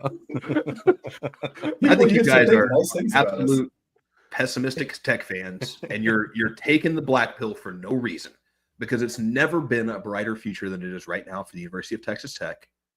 And it's not Mhm. because of a long-term build or culture or Preach, tradition brother. Preach, or brother. the program we built over time. None of that. That's all wonderful, whatever. We have an oil billionaire who started pumping money into this school because he's an alumni. Okay, and that's that's what's going to make us good at football in the future. Ever happened? that new football facility is That's very that's how nice. you get good. That's how Oklahoma That's State true. got good at football out of nowhere. The That's old true. facility True. was really nice too. This one's a lot nicer though. I haven't seen it. Is this a recent development? Like this guy's just a billionaire and he's like, you know what, I want to make Texas Tech Yeah, great he- again. He just Sounds sold familiar. his third. From what I understand, what he does is he consolidates small properties that are interesting to oil companies but not worth their time to get, and he just buys enough of them in a big plot that he can sell them. Oh, we then saw to this these- in Landman. I was gonna say, it It sounds like basically is. Landman. It's Yeah, like yeah, Landman. no, that's He's the- our yeah. he's our they basically Oh, our alumni. He's gonna make Billy our Bob football team. Thornton? Maybe I don't know who the guy is, but That I is heard true. he- Though. Like that's how you start funneling money into programs, and it's you just get good. That's That's the just way how to do it it. works. Yeah, You if know? everybody has nicer equipment than the school next door, you might find some players to come play there. I don't think I know a lot of people that listen to the show probably don't care about football as much as we. We don't like it, care but what they think. That's a good. I like that. I like that you don't care about your audience. That's a good call. That's the best podcast in the world. That's how they operate. But what was I gonna say now? But that's what the hell was I gonna? I lost my train of thought. Matt really threw me off. You were saying that like you think the audience probably doesn't care too much about college football, but I remember And then that you go part on. because Matt said that. damn, I was hoping I could jog your memory, but no. Yeah, I'm sorry. You've I really exhausted wanted to- my entire Matt really Okay. just the idea that Matt was just like, no, we hate our people that listen. To I didn't show. say that we hate them. You just We don't care about them. disregard the opinions of the internet. This is called Against the Mob podcast. Mm. It means I Against don't our own care. mob podcast. I've come to that conclusion. Somebody, a kiddo, maybe I should be more vague about this. I know a guy who got fired because another guy at work wanted to fight him, and he didn't want to fight, but his other young buddies basically told him he was a pussy if he didn't fight. So he got in a fight and got fired because of it. And I just thought, Nice. like, the least Peer masculine thing you can do is to be peer pressured by 18-year-old boys. Like, get out of here. Yep. You're not- He not just mad. couldn't handle the You're fire, lame, so he old had to get out of man. the kitchen. Yeah, a bunch of other non-masculine dudes shamed you into doing something in the sake of masculinity. Like that's pretty unmasculine behavior. There's nothing more intimidating than the crowd of little boys. As they were like let me be dancing in totally their honest with you. TikTok Pop a video, titty and like for this the guy's a boys." loser. This guy's a loser. Pop a titty for the boys. Well, and you cut him off again. What'd you say, Kiefer, about there's nothing as enticing as a group of you little boys? Oh, that's it. You got it. It's good seeing you guys. Don't bury your gorilla money, Jamie. I did, We were uh, talking about a real scenario that I could see Matt in. That's all I was saying. I could see him getting stuck in that scenario if he was one of the 100 men that went to fight the gorilla. I think totally feasible that happens. That's all I'm saying. What, I that think I it's a- hide or that I become the gorilla's bitch? Yeah, you become Yeah. his girlfriend. Yeah, Oh. 100%. Yeah, Can girl, I just like- die? not he's just bitch. rough. You're a loving relationship. Yeah, I mean, he cares about you. He cares about you. You know, Or at least he gives you the says that limbs of his sometimes. victims as a bouquet of flowers. It's I like did I've this ripped for this. you. I've ripped the spine out of 60 men for you. He's just like, I did a, as you're I did a crying, and you quick- just like take I did a quick look to. I was hoping there was like some kind of equivalency News? of Vegas Oh, odds sorry. on the gorilla versus the newts, gorilla newts. That's not what I said. It didn't have it didn't have an exact like odds breakdown of where Vegas would place that like I was hoping, but I did get a nice little AI overview in the hypothetical scenario of 100 men against one gorilla. The men would likely win, but with significant casualties. The sheer number of humans compelled with their ability and to strategize and coordinate would give them an advantage despite the gorilla's superior strength. However, the gorilla's strength and ferocity would likely result in high numbers of human deaths, injury, rapes right there at the back. See, this is why you can't hide. You don't want to be Yeah, on the that live part. stream as like the one dude. You don't want to be there when he calms down and starts thinking about things that aren't fighting. No, you got to think about like, what if the humans win and I'm on camera as like the little bitch who is like, no, I'm waiting for bodies to appear so I can hide, and you're like trying to crawl under it while the gorilla's leg is like clearly broken and the humans have got it surrounded. You don't want to be that guy. That I footage 100% would will live be on. that guy. Yeah, we No, did man. it. Oh no. Go team! Covered in blood. Yeah. Fought so hard. I'm sure like in the first couple months, your family's be like, wow, you really made a good choice. I'm glad you came back home safely in one piece so that you could be here for us in the way that you always have. But, you know, one day the kids are going to come home from school and they're going to be like, you know what I heard? They called us, I don't know, Jake Heidi Pants because my dad was hiding the whole time. And then you're never going to hear the end of it, brother. And then all of a sudden it's come home on your shield. You got to think long term here. You can't just think short term about like, you know, providing for the people who love, care, and depend on you. You also got to think about potential jokes that might be made in the future. All the kids at my school say you're scared of gorillas. Yeah. Yeah. I'm scared of gorillas. Which is like, son. tell those little shits to get in the cage Yeah. and see how well they fare. Exactly. Let's just do a baboon and see how that goes. Okay. Don't talk to me about being scared of gorillas, dude. Yeah, I am scared of gorillas. I hate Next it. thing you know, though, you're going to be on date night and you're going to hear, if I was a gorilla, would you hide from me or would you fight? I hide. I don't think there's no shame. And I'm like, you guys are acting like this is a hard choice. It's not, like, I'm not. Yeah, hold on. You got to come clean right now. Are you really a gorilla? Because I'm kind of traumatized from that fucking thing. Really, 2025. Yeah, I can't tell who's a gorilla and who's not. I was thinking, my dad would totally pick up your dad. My dad died in the gorilla cage like a man. Whenever you're in a room with a bunch of dudes, there is one guy in the room who is the most gorilla out of all of you. So, I mean, technically, you could call one of them gorilla, and that'd be true. Logan's the most gorilla out of all of us, 100%, dude. I I actually wanted vote to show Logan. you guys this I was gonna picture I agree with found of that. Logan. Glad you Oh, you want to share screen so that our viewer can see it as well? Yeah, 100%, dude. Give me a second. You guys are gonna. Matt didn't just walk away so we could have access to share screen. Oh, yeah, he's scared. Yeah. Scared of the hairless gorilla. Did you find a shaved one? Also, Preston says that gorillas actually can't wrestle. So I think we definitely have an advantage there in jiu-jitsu. We just all get on our backs and wait for the gorilla to mount us. And I think it just Gorilla can't. starts cannonball smashing people's heads like watermelons. Exploding brains on the floor of the arena. Also, this does mean that we've been talking about the gorilla thing for like 30 minutes. And out of respect for the viewer, we should probably like pivot to some sort of news. Oh, is there somebody in here? Preston Absolutely. G, Yeah. dude. Gorilla have no wrestling, brother. He's got a point, dude. Oh, there we. Yeah, I was wondering that's who it. Preston was. Okay. I can't. It's not letting me share my screen because Matt's not here. But I do have this picture of Logan. I was really excited to show everybody. We'll Well, get to that back there. just we'll share it Sorry. randomly while we're talking about something else. We'll just let it. Yeah, pop. I'll just hang out here for a second when Matt comes in. He'll nobody even mention it. Actually, nobody say a word. Oh yeah, no Yeah. worries, dude. But we didn't. I mean, I mean, I guess I want to go back to the very beginning because this kind of was Trump's 100 days, right? Like we've heard from me and Fleur. We didn't hear from Matt or Logan their opinion. Hey, Matt, can you share my screen real fast? Oh, sure. Thanks, man. There it is. I was saying I found a picture of Logan. You know, that is like my Pretty baby's body accurate. type, to be The fair. resemblance is striking. It's actually pretty close. Dude, I have a nicer nose, I would say. And that's the same tire that you keep in your bedroom, so it works out. This guy is a handsome fella, dude. I mean, look at that. That's a body No, dude, that champion. is- Mine's a good year. That's not the Apparently, this guy's name is Jealous of Snowflake. the hair. This is dude, that's Snowflake. That's his street name. Yeah, it's because he moved code. dude, no, that's an enlightened gorilla right there. Like, that Yeah. gorilla's seen some things. Look at that. Tells Dude. That's the a girl that would kill gorillas. 200 men. he'd You know, be, sign language, but he'd only be painted.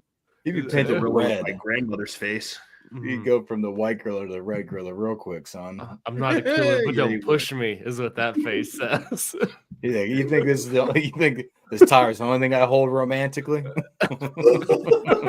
As he makes eye contact with me and I look away. I'm not even sure. If I saw that, I remember in you. action, like a 1 second glimpse of that through the trees, I'm not sure I'd identify that as a gorilla.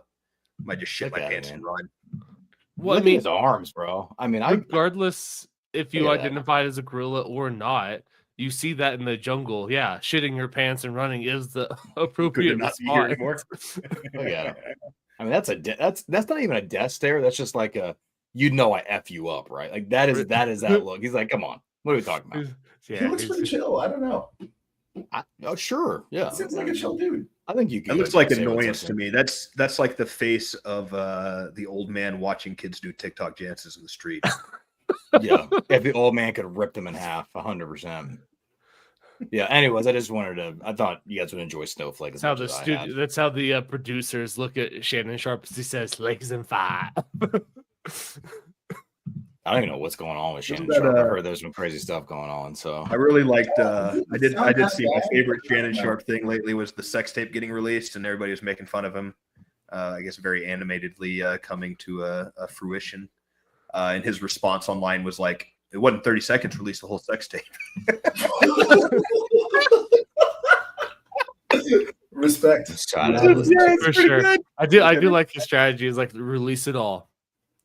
Like put it Well, out there. I don't think Kill he's that married, 45 so like, what does he really have to lose?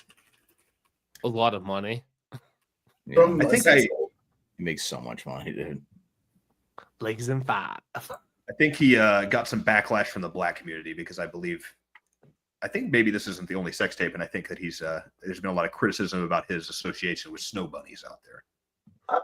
Look, those are the only ones he gets caught with. But like, I just looked. He's got like 3 kids from 3 different women. So like, I'm sure he gets around to all ethnicities equally. As, you know, some people want him to be like 90% black, and maybe he only goes for 25% black women. I don't know. He doesn't strike me as he seems like an equal opportunity lover. We'll put it that way. Just like the gorilla. Yeah, Oh, And, I'm like, sure he it's might not take on that- the gorilla. Just like If Snowflake. you had to choose between those two lovers, would you take Shannon Sharp or the gorilla?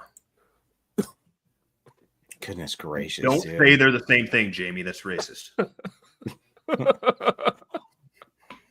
What are we doing? Give me I mean, Give the me- gorilla doesn't have any money, so I think this is a Give me pretty Shannon. easy choice. Give me Yeah, Shannon. give me Yeah. Shannon. There's gonna Yeah, be at he's- least some interesting conversations, maybe some nice hotels. With the gorilla, it's just like Some of the me worst living sports in the takes you'll ever cage. hear. Yeah, but like, I get to see Him the and- Range Rover. Was it him and Skip Bayless that had the show? Or I guess it was Stephen Mhm. A. and then Shannon Sharp and Skip Bayless. I'm like, there's nothing worse than I can imagine spending my time doing than listening to Skip Bayless and Shannon Sharp talk about any topic, You mean It's, scream about any topic? oh, gosh, I can't believe that was ever a Yell at thing. each other. It was I'm a wondering very about- adamant believer that Stephen A. Smith has ruined this sports talk world, and it's not his fault. Stephen A. Smith is fine, but his success has vaulted 500 Stephen A. Smith attempted clones. And when you're some white guy with my haircut doing a black preacher impression on TV, it just doesn't fucking work. I don't know. I think you could go for it. I think you could try it. It's been played out already. That's why you're seeing Dude. like a Pat McAfee show blowing up. Oh, Everyone yeah, on I've been following him Max since the Kellerman, OG name any days, white dude. guy, Nick Wright, any white guy on ESPN, they're all Oh, doing it right. gosh. They're I all trying to hate be Nick Stephen A. Wright, Smith. dude. Nick Wright is just the worst. Ugh. I really You know don't. what? I don't like because Isn't I that one of listen, yours? That's your sports talk Italian is side. kind of that thing. Sports talk is the kind of stuff that it's the mindless, like throwing a sports talk. I don't have to think about everything that's going on, and kind of be mindless for a minute. And then I hear Nick Wright, and then I'm reminded everything that's wrong with the world. Gosh, I don't like that guy. Strong disdain for Nick Wright. I don't guess I Oh, have yeah. that strong of an opinion. He's about like him, one of my really. least favorites, man. Yeah, and his hair looks horrible. Yeah, no, I'm not a fan. Honestly, No, I think man. it's the fault of fantasy sports. Like before fantasy sports was big, there wasn't really much interest in like endless sports talk, especially like off-season talk. And now You people think just so? not hear You it all think the time. fantasy was that? Yeah, I think so. Because like, Oh, why man. the fuck do people even care about like what's happening in the off season? Who's going where? Well, just wait till When the was it? season's about to start and then like tell us. Like- Surprise! Like You got there's an Daniel NFL Jones. show that's year Dang round. Like year round. Do we need year round NFL talk? No. Absolutely. Yes. Oh, I that's mean, the next no. year. They already expanded the schedule a little bit and has made basketball kind of recede back into their own space. Like football the NFL would absolutely love to be a 365-day a year sport.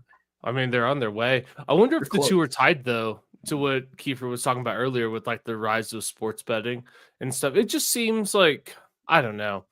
I like the degenerate part of gambling, but I don't know if it's good that it's become so accessible. I don't know. I feel like there's like a time and a place. And it's like, Exactly. it's like Like, drugs. You know what I love mean? blackjack, Like but I I'm don't all want to see a commercial about blackjack. I'm all Ever. down for people to do drugs in the safety of their own home. Do I want people to be able to do drugs on the street? No, I don't. How do y'all So- feel about big pharma advertising? I It's for one fucking welcome retarded. our pharma overlords. All But right. I love Xeljanz. This and episode is brought to you Xerax. by Pfizer. This episode is brought to you by The Jab. You want to hate your life in 3 years? We got You your back. wouldn't download a vaccine, would you? Dude, I remember we did the episode on Liberty Interrupted. That was we called it Pandora's Passport. Remember that? Mhm. Every once in a while, I go back to listen to that because I like. There's not that many times in my life where I could be like, "Dang, we were right," but we were right, dude. I go back and listen. I'm like, "Oh my gosh, there's some prophetic statements in that podcast. It's pretty incredible." It's very With that being unsatisfying, said, very happy to have Johnson Johnson on board tonight, and though. This episode is brought to you by Rexall. yeah, by Have you Red had 40. your 8th booster? Have your parents? Johnson Have your baby oil. cousin? Be sure Now to bring with it up this Easter. If you get it, you can't catch a cold. Does the vaccine work or not? Maybe, but better safe than sorry. Yeah, exactly. We're Yeah. sorry. Does it work? Absolutely not. Does it help you with your friends? Depends on where you live. Do you Yeah, want speak women to hate you on your social media dating site? Now we've included a questionnaire that's proudly displayed on your profile. Show your vaccine status or women won't date you. You want a free donut? Do you care? Health.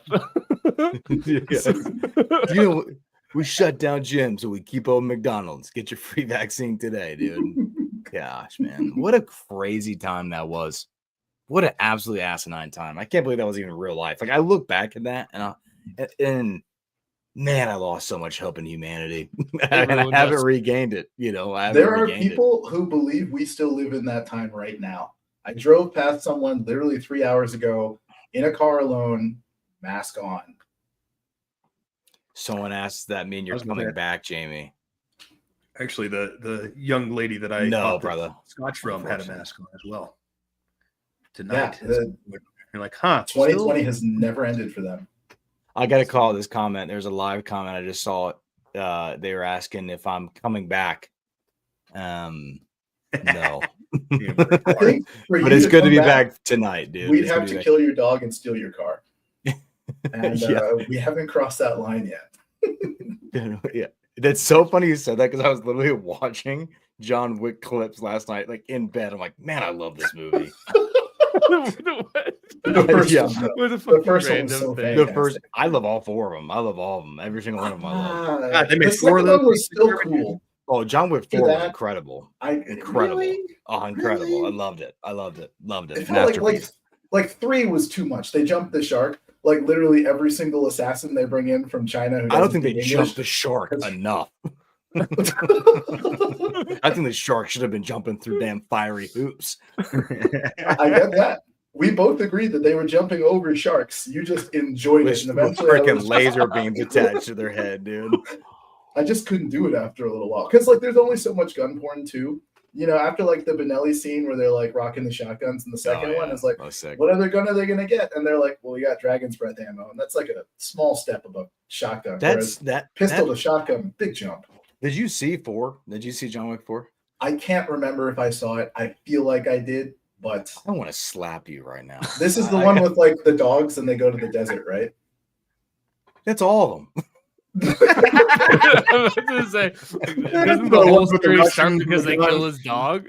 No. But like, one of the people he teams up with was like this woman who trains dogs, and they had a whole I think it was the one second shot. one. No, that was not the second one. It's second or third Might one. have been Was the it? third. It might have been the third one. I can't remember. I need Okay, to what rewatch happened it in the now. fourth one? A lot. You That's gotta where they watch go it. to It's Tokyo incredible. and they learn how to drift. And Oh yeah. Then Diesel shows up and talks about family. You know, For those 10 seconds or less, I'm free. yeah. But to Flirt's point, that is fair. Like dog, car. Yeah, that'll get me back. I'm thinking I'm back. Yeah, that would do it. So great movie. well, I love so the you way he heard it out walks there. all If the time. you're listening in and you want Jamie back in the podcast, he openly said you got to affect his life. So you I mean, need I to do go- have a podcast, but just not in this realm anymore. Go ahead, so. shameless plug. We will post his address in the details so you guys can look him up later. But you Live in the should plug comments, my address and social. Check it out. You should plug your podcast though, if you want people No. listening. Zach, go ahead. I'm not gonna shamelessly plug it. No, it's okay. Okay. With that fair enough. being, Nope, too but late. Nope, no one cares now.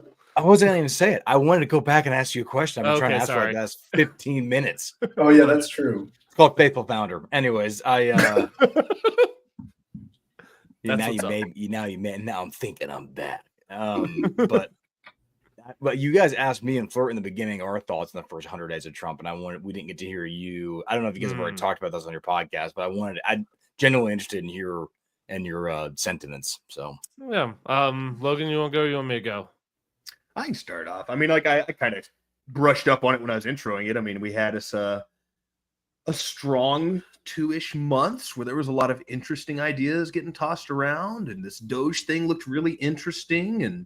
And hey, we're gonna get the migrant crisis under control, and the economy's gonna get fixed, and we're gonna end the war in Russia and Ukraine finally. And here we are 100 days later and kind of lost steam on all that, and we're not really talking about it anymore. And we're definitely deporting people, but it's it's kind of all over the place, and it's not like those numbers have been meteoric or even outpaced really the last administrations at this point. Yep, or at least lower not the Obama lower administration. than the end of Biden's term.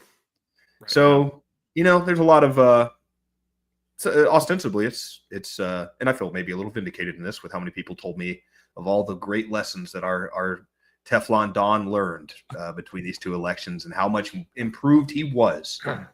That at the end of the day, we kind of learned that none of those lessons he learned were the right lessons.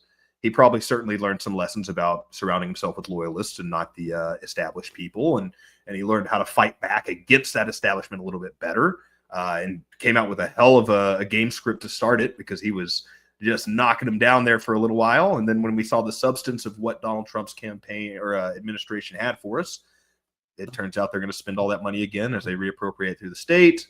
We're not even talking about Russia, Ukraine anymore. We may have a new war going on in Israel. As much as we were worried about Kamala Harris starting World War III and nuclear fallout, we may be seeing that in the Middle East anyway. So it's, to me, we got the same term. We got Donald Trump again. Shouldn't be surprised. We got exactly what we got the first time. Like a lot of words, a lot of saber rattling, and then in the end, it's going to be almost zero tangible result. The border is closed though. That's fair. To be fair, that is the one super solid is that he did lock that border down. There's almost no crossings right now. I also heard something very interesting. So they militarized the border, I think, a week ago. And so now it's like the first time they'll actually be tracking air traffic over the border of New Mexico, Arizona, and California, and actually tracking it back to see where it lands. So, which is a weird thing to think. You would assume they were already doing that. But apparently that's just kind of done in like a vague handover between like the Mexican government and like our FAA. But now the actual like Defense Department is going to be tracking it as well. And you would think like the Defense Department would be tracking our border for air traffic, but Right. apparently not that much. So now it's like the first time. So people who fly over and like just do little drops, like 50 miles across the border and fly back, they say they're going to try and apprehend some of that stuff as well. So who knows? But there's urban areas to ruling with crack. So, you know, how close are we actually going to watch? Yeah, some of those planes they already know about coming over. It's- Drop our intelligence community. yeah, low key. yeah, I that's all just saw fair. there was an article that says judge limits, speaking of the border, judge limits border patrol stops in California citing civil rights concerns. So there you go. Alea Yeah. Iacta S. Man. He's just I going to just- cross the Rubicon. Where were the civil rights concerns when we were getting pushed to medical experimentation? You know, I just That was different, Jamie. They were Yeah. they were You bought don't off. have brother. time for questions during a crisis. When you have a crisis, it's time for action and government expenditure, not questions, yeah. Jamie. I was talking to somebody the other day that was just as wrong as you are right now, Logan, and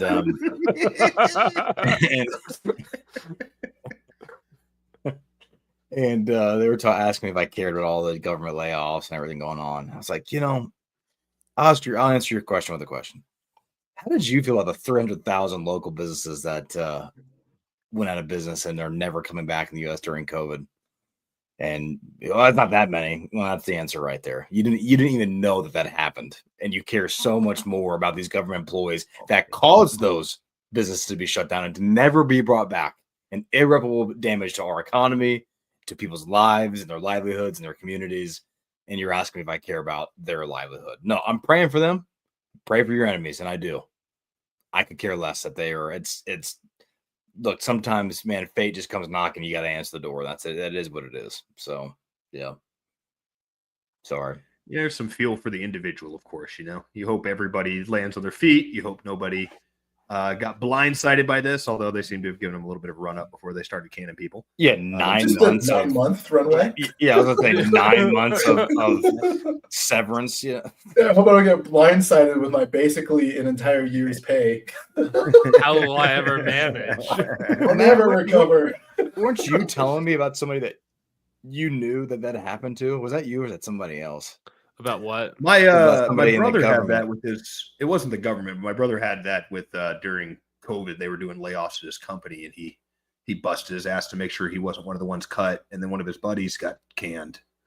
And he Nice. was like, Took his place. God, I'm really, really sorry to hear that, man. And he was like, actually, it's okay. They gave me 18 months severance, so I'm going to take 6 months off and start the job. And he's like, God, I wish I didn't work so hard. It's like, man, that'd be really nice. And I You're sure an wish I idiot. got fired yesterday. Yeah, that's Which wild. is, I very thought it nice was of you, them. Matt. I thought it was you, but maybe it was somebody else. They knew somebody and they were just like, yeah, I mean, I knew this was coming. Like, I knew I couldn't like have this job in February and be getting the money that I paid. So it's like 9 months severance. Well, so the whatever, person I know was just like, if they want to fire me, good luck.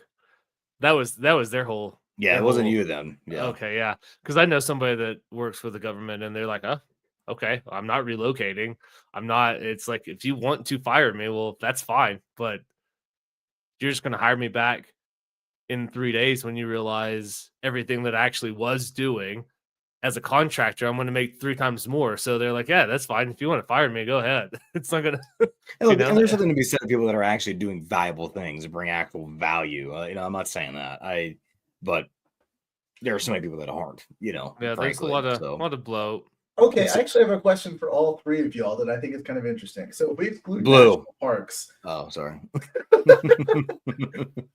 can you think of anything the government does where you feel like the people who are employed by the government are doing just a really good job. You said besides national park. You took Yeah, that one off excluding the board. national parks, because that's like There the goes easy mine. one.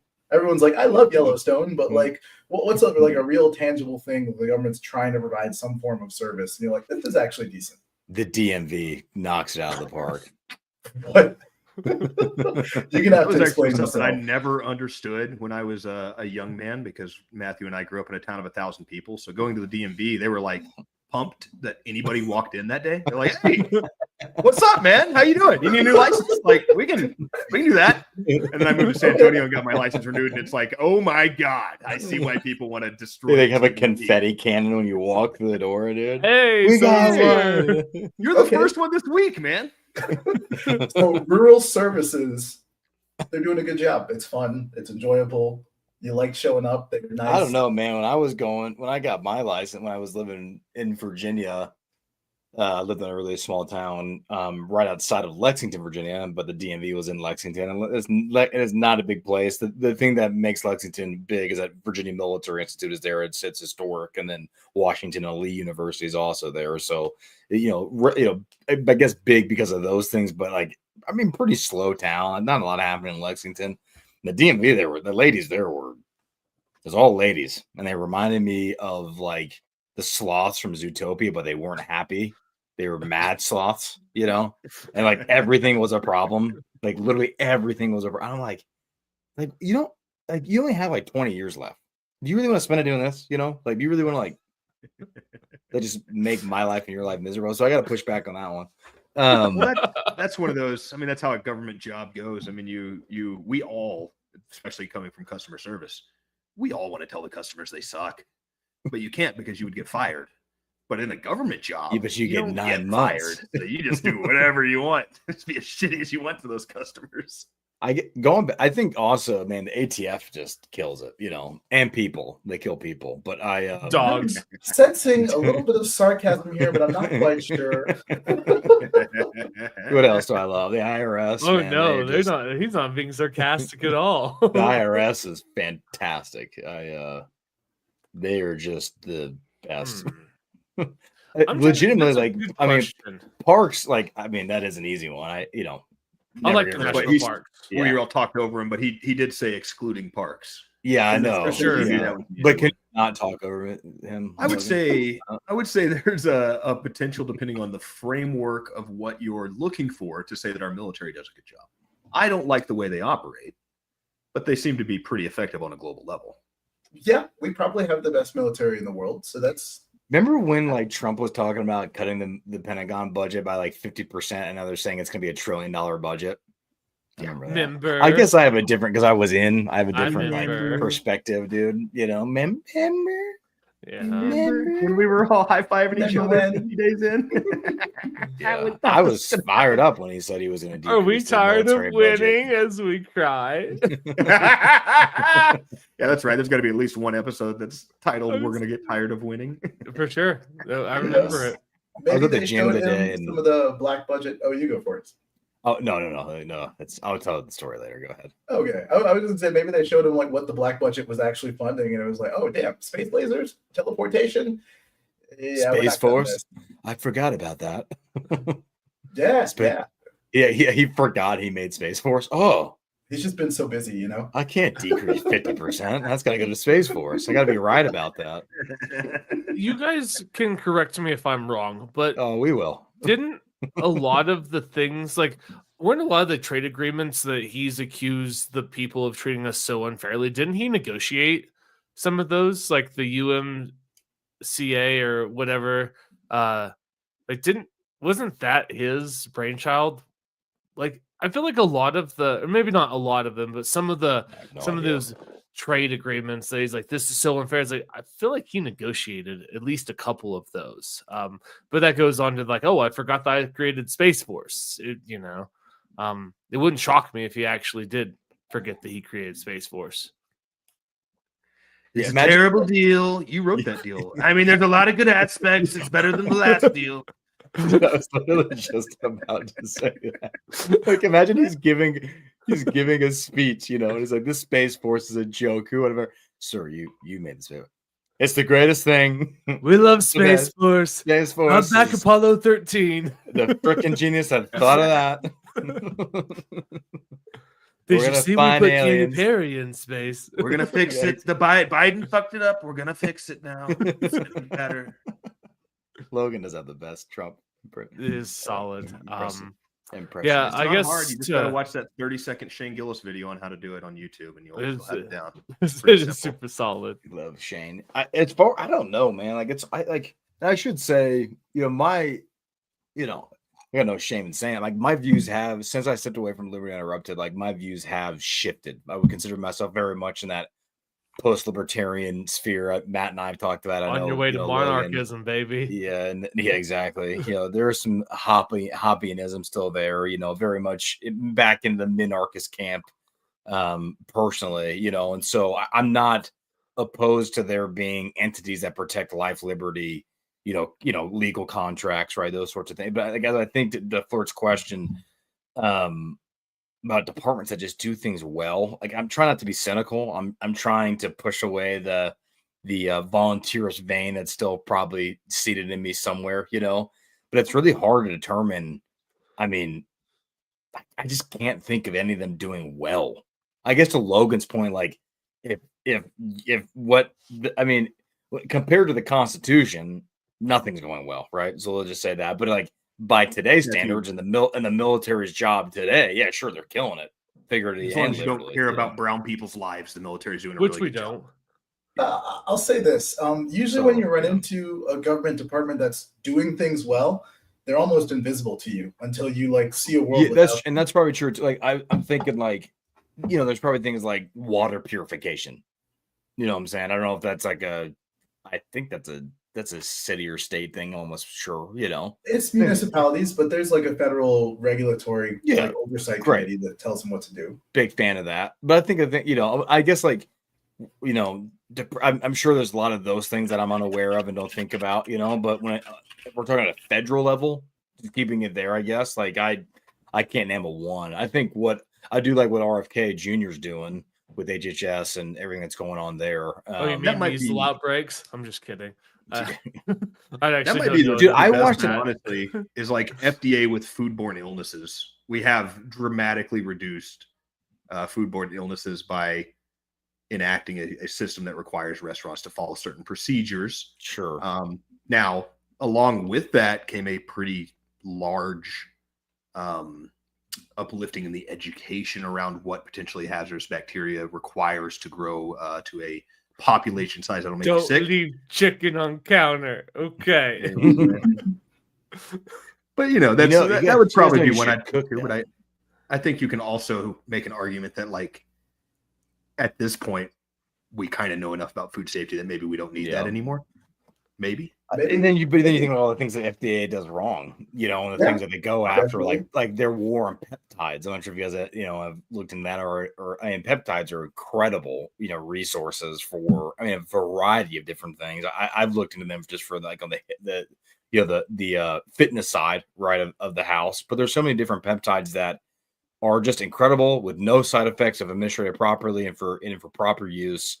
And they're naturally occurring, right? And the fact that we can get them, not externally, but synthetically now is a great. And the FDA I think it was like a year or two ago, decided out of nowhere to declare a war on them. And why was that? Well, that was because that a lot of these peptides could be used to do these things that Big Pharma was pushing their drugs to do, right? Without the side effects and naturally occurring, peptides. So I don't know, man. I hate to call myself bribery there.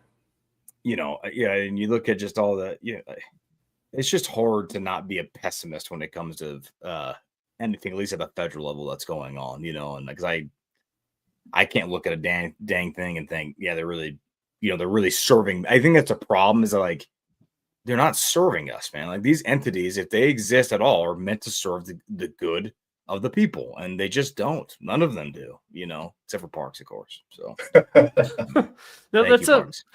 that's a very fair assessment of it. And I know that this now I'm going to like speak at the local level, but the current local government is spending money This is money that's in the coffers, but nobody's upset. Like, there's a few people who be like, oh, the mayor sucks, the mayor's corrupt, but overall, like, nobody's upset that the mayor is spending money that's in the coffers, because there are things that are better, and you can just look around. Like, you can drive the roads, and the roads, and I think that that's a big part of it, that if the money is actually in enhancing people's lives, or at least not serving as a detriment, then people are generally okay with it. Now, that doesn't dive to like the core philosophy of taxation, all that stuff, but generally speaking, I think that if money that is levied actually makes your life just a modicum better, people are generally more okay with it. And I was trying to think, like, I don't have an example of like a federal entity that does, but I can think of like an entity in the state that's like, oh, that wasn't, because I've dealt with a lot of entities in the business, and at least one of them's like, well, they never suck. You know what I mean? It's like they're always reasonable. They're Johnny on the spot with emails. They're quick getting paperwork back to me. It's like, oh, well, like, this isn't a bad entity to deal with. That also could be like your area too, though. Like that, it could be that exact same department or whatever. Totally fair. In at New least York my City, district the with the entity that I'm speaking about, they are nice to deal with. Yeah. And you're right, it might suck as soon as you leave. I did think of one, I guess, to Matt's point too. Look, by principle, I still believe taxation is theft. I don't think that's ever going to be, cooked out of me. But I've always said, look, I have my problems with taxation and with taxes, but if they were still taken out of my paycheck, still taken from me by force, by the way, right? Still done that. But to Matt's point, applied to things that were actually improving my life, improving the community, then I'm like, okay, still have an issue with this on principle. But I'm like, you know what? Like, at least good things are happening with it. And there's a different battle to be fought there. But it's I guess the double whammy, for lack of a better term, of like, they're taking the money and then they're giving it to gender studies in Pakistan, or sending it to Ukraine for the 18th time, or using it to bomb Yemen again. And I'm just like, I have like 18 potholes down the street from me. I would really love that for that to be taken care of. I'm just saying. That's local. We're federal. Yeah, right. As they say, your like potholes, that one. Your potholes are hardly a threat to our monetary system that's a deck of cards. Democracy, Logan, is what you meant to say. So the street. And then you think about nationwide. Sorry, real fast. Just I guess to a larger extent, like nationwide infrastructure.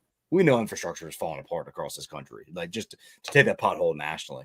I would say too, I think I thought of one federal, which is the post office. I don't really have any qualms with the post office personally. So okay, yeah. Many would argue think it couldn't be done better, but a lot of people would say that that's kind of a vestigial ring of the government, in that we have many privatized sectors that do a better job of them. That's do true. Already.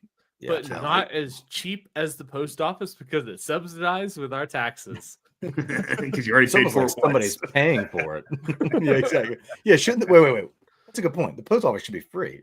What are we talking about? Well, they're already operating at such a massive loss. If they made it free, then just triple that loss. We're fans of socialism, right? I for one welcome the revolution, comrade. Anyway, sorry, Flora, I didn't interrupt you. That was the post office. I don't really have any major calls it, but to the free market example, UPS and FedEx kill it, right? So yeah. That's true, but the post office is doing some unsung work. Like, for instance, the system of addresses that we have and zip codes, everything else, like it's pretty intense. Sometimes you go to like other countries and they're just kind of like, oh, what's the house address? And it's just a street name, Blue House. And it's like, really? So if I write Blue House, it's going to get there.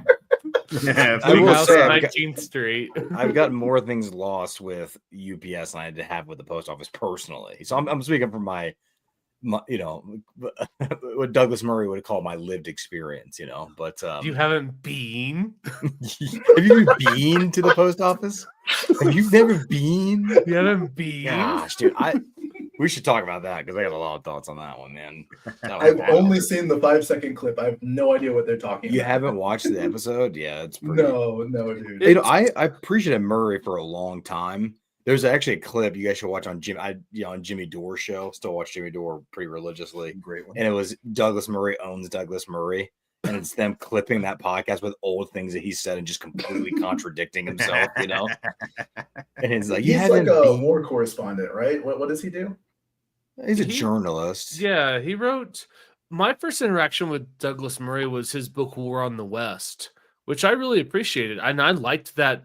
And that was such a, I guess, going into that interview, it was so jarring for me because, sure, he has opinions, that's fine. But he the way he came across, it caught me off guard because it was so arrogant, it was so pompous, it was so nitpicky and trying to argue things that just weren't important.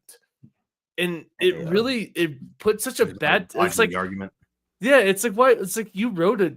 I think War in the West was a fantastic book, and it's like, sir, like, you were the author of something that was, that book was influential in my my libertarian upbringing. Why are you such a fucking ass right now? Well, what you're missing there is the same thing you're missing from all of the like conservative talking heads, like the Charlie Kirks and the Ben Shapiros now, where they go on college campuses and slam them, and like you can hear good opinion, good opinion, good opinion, and then you get to anything to do with Israel, and you're like, huh, he sure did shirk that answer really fast and didn't want any part of that. Like, I see where your glaring blind spot is that you're part of the funding. Yeah, that's fair. The coffers of AIPAC got to you. Yeah, I mean, that's the thing too. Like, who is just waltzing over in Israel right now?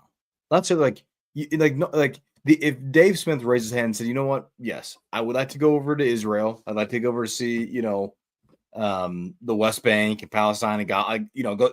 They're not letting him in. He's not going to be a war tourist. You know what I'm saying? Like, I mean, it's just not going to happen. Like, Murray went over there at the behest or at the welcome of the IDF and got guided tours, and he saw what they wanted him to see.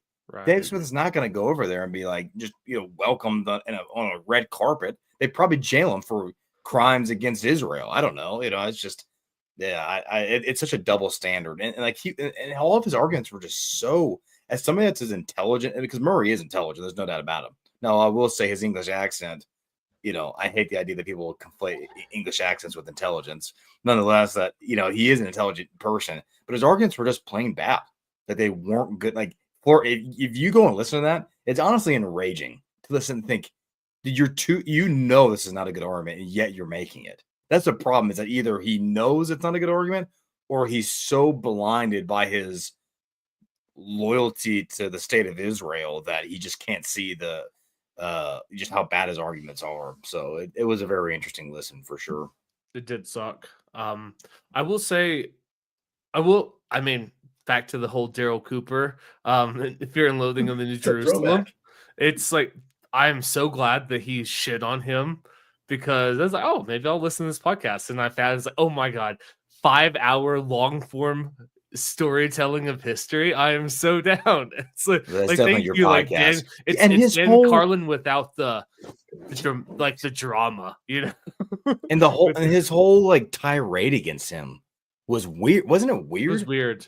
It was just weird because having gone through, right, like if you're gonna accuse somebody of being an anti-Semite, I would not start. Like the person that starts off a 6-part, 25-hour series talking about, can you imagine what it would be to be a Jew living through one of these horrific episodes that they have lived through? And then, like, what would you do to keep your family? Like, if you're going to accuse somebody of being an anti-Semite, that's not the first person that I would accuse. Who's like, I don't know, like, I'm not condoning what the Jews did, but can you imagine, like, what lengths would you do to go to stop your wife and daughter from being raped and your son's skulls from being bashed in with hammer? It's like, that's not the first person I'd be like, this guy's definitely an anti-Semite. Like, he's not being fair. It's like, I don't know, that's the fairest, like I will say that listening to that podcast has made me, didn't like turn me into, like, certainly not a Zionist, but it made me the most sympathetic I think I could ever be for the Zionist cause. Yeah, that's like, I think all that's very fair. Like I just watched with my wife. There's a series on Netflix called Surviving Black Hawk Down, It's really good. I highly recommend saw it. that. Right? You watch it. So Mhm. I really liked it because it showed both sides. It wasn't just America good guy, Somalia bad. It showed that like, hey, we went over there for a humanitarian mission, and it ends up turning into what it always turns into, which is a coup to overturn the popular choice for leader over there, which eventually happened anyways by the hands of his political enemies. And the Civil War is still going on to this day. Like we could have just dropped the weed off and left and been heroes to generations, but yet instead we do what we always do and try to install a coup, right? And so, anyways, you watch that documentary, and they go back and forth between the Americans and the Somalians and talking about. And this is a thing I was talking to my wife after, and I realized this. Sommeliers, yeah, they're really good at tasting wine. Yeah, yeah. Most people don't know that most sommeliers come from Somalia. It's actually that's where the word comes from. All Yeah, right. exactly. It's like- Actually, a sommelier. This is So world it's renowned for Somalia, their Japan. nice port, Their nice port wines and wines. pirates. I would love for Matt or for Logan to go to like a. It's a, Going to Minnesota wine country to meet some just porn. sommeliers. No, it's porn. It's like a political, like they're talking, neo or geopolitical, and he's like, it's actually sommelier. And the guys that give you the wine are the Somali. But it's like dessert and desert, and Logan can't spell between the two. But with that being said, I really enjoy it. I was telling my wife, I remember I was telling her, I remembered a couple of years ago thinking about World War II. You know what I'm saying? I'm very glad that America won World War II, clearly. But thinking specifically about Japan, and thinking about like those guys viewed us just as much as the bad guys as we viewed them. You know what I'm saying? And watching, surviving, it just reminded me that. I talked to my wife saying, like, there just aren't good guys and bad guys and bad boys. Good guys and No bad bad guys. boys. No bad boys here. There just aren't good guys and bad guys in war. It's just two sides that are pitted against each other by their governments. Like those guys, our soldiers were told in to go and do their job, and the Somalians that experiencing that were sick and tired of it and wanted to protect their country and their family and their kids. And it's just I can't blame either side on the ground. I can blame sides up above them that were commanding them, but I can't do it on the ground level. And so to Matt's point, it's like. I get it, man. Like you got to put yourself in other people's shoes and ask, if you didn't have breakfast today, how would you feel? So, but I can't imagine. but I didn't But have breakfast. But I did have breakfast. Yeah, that's what I really, do. it's really rare that anybody. I'm saying rare because I don't want to put my foot in my mouth, but most people aren't putting their lives on the line because they think they're representing evil. Like when people go to war and know their high potential of dying, it's because you think you're doing the right thing, no matter what side you're on. And everybody's perspective is other. The gorilla has got to die, dude. I don't know why. I don't know how, but I was put in the ring, brother. I'm not gonna hide Maybe there's clearly a good guy and a bad guy in this fight, and it's the 100 men. The one thing we didn't cover in that conversation is do you think we could placate the gorilla by giving Matt to the gorilla first? No, you might insult the gorilla. I think in their culture, you have to earn the spoils of war. You can't just be given them. You gotta pay the booty price, if you know what I mean. So like Matt does. A few bodies have to drop before we give Matt up. I would say that in this moment, please offer me as the first sacrifice. That way I die, because I would much rather be dead than be the gorilla's sex slave. It'll be a sacrifice of sorts. What if he puts you in a cool like gold bikini like Jabba the Hutt and just tugs you around on a We'll have a symbolic funeral for you over here, even though you'll still be alive. Well, no, you're alive and going through just hell, but we'll pretend you're dead so we don't have to think about it. That we know has passed on. He's in a much more beautiful place now. Yeah, he's in a much better place. It cuts to Matt. He's in the great UFC cage that we put up in the sky. You can say what you want about the situation, but that cave is very well kept. Matt has made himself quite the housewife. Thank you. I'm glad that somebody recognizes the hard work that I do around here. Snowflake is appreciative of Matt for sure. Got a little ebony and ivory thing going on. Is that much worse, man. Being an albino gorilla is just like that much more intimidating, Just this thing like Yeah, because the gorilla is white now, and No, it has just- guns, germs, and steel on its side. Technically, those are the black gorillas.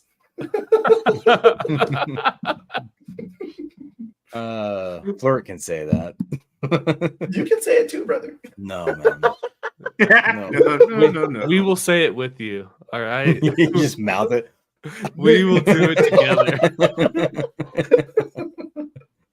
What the hell were we talking about, dude? Logan was like bringing up a profound point Yeah, about. right back in You were the you were I was talking saying about being a Jew in Israel and how tragic it must have been having to defend your family and whatnot, and what you would do to those. well, Logan was saying that no one's ever fought thinking they were the bad side, the evil side.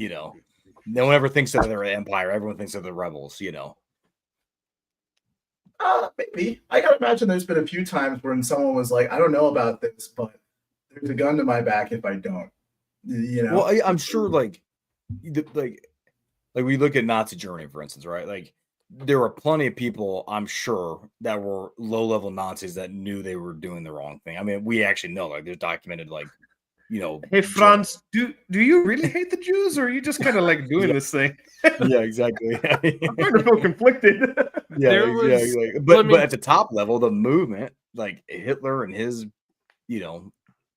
guys thought they were doing the right thing for humanity, which is that's the most terrifying part about it, right? Like, I think, Matt, you I remember you read me a quote once that said something to the effect of like, or maybe it wasn't you, I don't know, like you guys probably know this, like the worst kind of tyranny is the people that think it's benevolent, something to that effect, right? Where they think they're doing the right thing. That's like the absolute worst. I can't remember who said that quote now, but there's a new documentary series on Netflix, and it's called World War II Frontlines. And I don't know where they got the footage. It is sick. And I watched the first episode last night, and there is a Luftwaffe pilot, and he talks about that. He's like, we thought we were the good guys. Like, as we're as we're bombing Poland, as we're rolling through France, like, we believe that this was the right thing to do because of all of these reasons. And yeah, I don't know. I think it's really hard to like look back and be like, oh, shame on you people. It's easy to say that, but I don't know. I really I love that question. Like, how far would you go? Like, what would you be willing to do to keep your family safe? And I think and I know I've talked to Flirt about this veil of morality where people say, I would never do that. I can't imagine. Bullshit.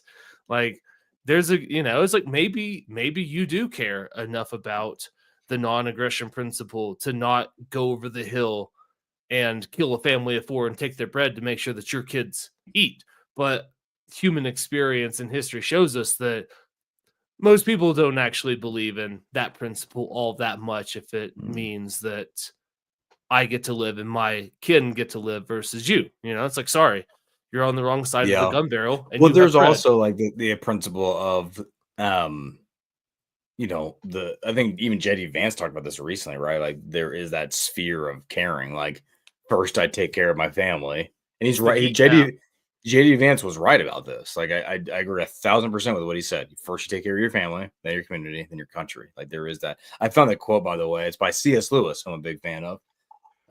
Love C.S. Lewis. He said, of all tyrannies, a tyranny that's sincerely exercised for the good of its victims may be the most oppressive. You made us bomb you. If only you would have submitted.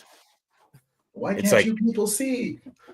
Was it King George and you made me hit you? You made me do this. As the abuser like beats the shit out of his wife again. For sure, it's victim blame, and it's like the most oppressive form where now anything that people do, it's like, well, you made me have to, it's like, God, like, all you Palestinians, you made me have to level your entire city. If only you guys wouldn't have harbored terrorists and, resisted, you wouldn't be in this position. You gave them a week, man. I thought you were doing a pretty good job. And you offer them a giant tarantula. That's the best you can do. Nice guy, Matt, over here. I'm sure I bumped it up to 2. Look at the glassing in a very positive light. Yeah, I bumped it up to 2, which is a lot more than the Israeli Defense Force gave him. I mean, you know what I mean? Like, as far as I mean, compared to what's been going on, bro, that's an eternity. What's wild is I think that's so true. The fact that like if you gave them 2 weeks where you decimated, they would be more loving than what the Israeli government has done to those people. That's so insane to think about, but it's true. Yeah, it's wild, man. I mean, that is Everybody true. thinks they're good guys. You know, they do drop those pamphlets, right, with a warning, like we're gonna bomb you in like how many hours? So like how many hours they give them to move out? Well, they tell them to go to a certain place that they're not going to bomb, and then they change their mind. And then they bomb that place. Bomb that place. Yeah. He's like, I got you. We told them that. We Cheeky told them that. soldiers in charge of the pamphlets are like, hey, look, I wrote 15 minutes on this one. They're gonna freak out. Jeez, dude. So they're gonna panic, and jokes on them because they only got 10 minutes. The best part is he ran straight into the actual bombing area after that. So he got him anyway. It is horrific. It is horrific. I wonder, so I guess back to this like global affairs type thing. I know that it was very hyperbolic, right? And I don't know a single person that actually took Trump at his word to say that I can in this, I'll negotiate a peace and we'll end it the first day. I don't know. I've yet to meet the person that took him 100% at his word on that. But did you guys like what's your gut reaction? Like, did you think that we would be further into peace at this point, or is this like 100%. right on par? No, I thought we. I mean, I definitely bought into that part of it for sure. I thought we would be. I thought we would have this at least on the way to being figured out, and it's exactly at least like an effective ceasefire. Yeah, I mean, on its way to 100% across the board. I mean, you look at the idea that the Ukraine-Russia thing is still going on is crazy to me, dude. Crazy to me, and let alone the Israel-Palestine, and yeah, I thought we would be well on our way for sure. I didn't really feel that way. Even like pre-election, because I mean, it had already been going on for about 2.5 years. Zelensky and Putin were very far apart as far as like their asks and their goals. Both of them had incurred into their territory. They both were occupying. Well, at that point, Russia was the only one occupying Ukrainian territory. It's really tough to get Zelensky to cede, especially when the entire attitude pre-Trump has been till the last Ukrainian. There was nothing on the board in the other direction, because it's not just, Trump's will and what America wants to do with both its funds and its military. It's also like, how long does it take to get Zelensky on board? And what does Putin do when he sees us, kind of pulling back in some sense? There's a certain bit of emboldening that he's going to be taking in that situation. So it always felt like it was going to take several months, but it is nice to at least see the State Department moving in the direction of peace compared to the previous State Department, which really made no efforts whatsoever on any sort of joint peace. And from what I've heard today, I was driving for most of the day, so I missed a good bit of it, but I did hear that Zelensky had like temporarily or preliminarily agreed to cede Crimea, which, the Russians have been occupying since 2014, which is like a positive sign, at least if we're moving towards peace, that someone is conceding something that's a little difficult to them. Because I mean, in all honesty, like when we do finally get a peace settlement between the two, it's not going to be something that the West likes, because for the most part, I think Russia holds all the cards unless we're actually willing to like really go full throttle at war with them and not just kind of, the CIA pointing at maps in front of Ukrainians and pressing the button for them. Until we go like more full throttle, the peace agreement is always going to be in Russia's favor. And, also there's the entire executive branch that has to be reshaped, when Trump got into office. That's just not a quick process. So I don't know. It kind of feels like we're more or less on schedule in terms of like what's feasible. If he had gotten a peace agreement within like the first month or two in office, that'd be crazy impressive. I wouldn't really know what to think about it. If he gets it in the first 7-8 months, I think that's on par. If it drags any longer than that, I think that it's really a sign that they're not going to get it done. But we'll see. And I wonder how much of the PR hit, or if it even is a PR hit for Trump, because if this war if this treaty happens now, as it usually goes in war, you don't get a lot of concessions from the side that won the fucking war, which is what Russia is. They absolutely have won this war up to this point, and they've got Ukraine in a bad spot. The only thing keeping them afloat is all this Western money pumping in. So there's the narrative I keep hearing is like, well, if Putin's ever willing to give some concessions and actually be reasonable at the trade table, and it's like, why? He hasn't lost at all. This war has gone Russia's way. By every metric outside of the media in America talking to you about it, Russia has won this war. So you're not going to get these massive concessions out of Russia. So it will actually take, and I'm really glad to hear that. I had not heard that most recent news about Zelensky being able, at least preliminarily, considering Crimea, because from last I heard of him, he was saying absolutely there can be no deal in this. I just looked that up. Crimea could not be seceded to Russia, and it's like, dude, they've had that fucking thing since 2014. Yeah, they've had it for over a decade. They've had it for over a decade. Had it for a decade, and you lost the war, and you're sitting there going, you have to give us back the property from the last war? Like, get the fuck out of here. I see here it says Ukraine acknowledges the harsh reality that some territorial concessions may be necessary for peace talks, but Zelensky here's what might be necessary. All the territory creation concessions that Russia wants, that's what's going to be necessary at this point. Yeah, right. Yeah, I mean, if they want anybody to survive, right? Like that's really what it comes down to. It's I forget who was talking about it recently, but I mean, it was probably Dave Smith or somebody in that ilk, right? Of just we don't know the true losses that Ukraine has had. Well, just think from the perspective. If you were to say, "Here's my line in the dirt. I cannot allow you, one, to let Ukraine into NATO." And two, I need this seaport. I need this mountainous region for defense. I need water flow from Crimea. I'm not giving those things up. And then they never balked. They, from their perspective, forced Russia into a war, which Russia won. And now you're going, well, what are you guys going to give up? They're like, fuck you. How about that? You know what's crazy about that take, though, is that if you were to say that in any sort of mainstream situation, they would say, "Oh, that's just Russian talking points." You're a bot. For sure, it's like, "Oh, that's what the Russians want you to think." And what's crazy to me about it's not a Russian talking point; it's just the reality of it, and the fact that so many people refuse to acknowledge the reality. It's like, cool. To Jamie's point, like how many Ukrainians are actually dead? It's a lot. Yeah, we have no idea. And it's like, cool. You guys have staved off drafting 18 to 21-year-olds. Like, do you want to kill them too? And for what? Because you're never going to take unless NATO gets involved, which then has the risk of escalating to thermonuclear war, which nobody wants. Like, I don't know how. I feel like it's mathematically impossible for Ukraine to mount enough people, munitions, and pressure to even have a minor breakthrough in any of the front lines. Like, the war's over. And I guess it's one of those things, like, is this just going to be a World War I type situation where, in 1917, there could have been a peace. But now that America is about to enter, France is like, no. Like, we're not going to have peace, and we're going to draw this out. And we're willing to, if you're French, kill another 1 million men just to make sure that we get the Treaty of Versailles and not something else. And I just wonder, I don't know.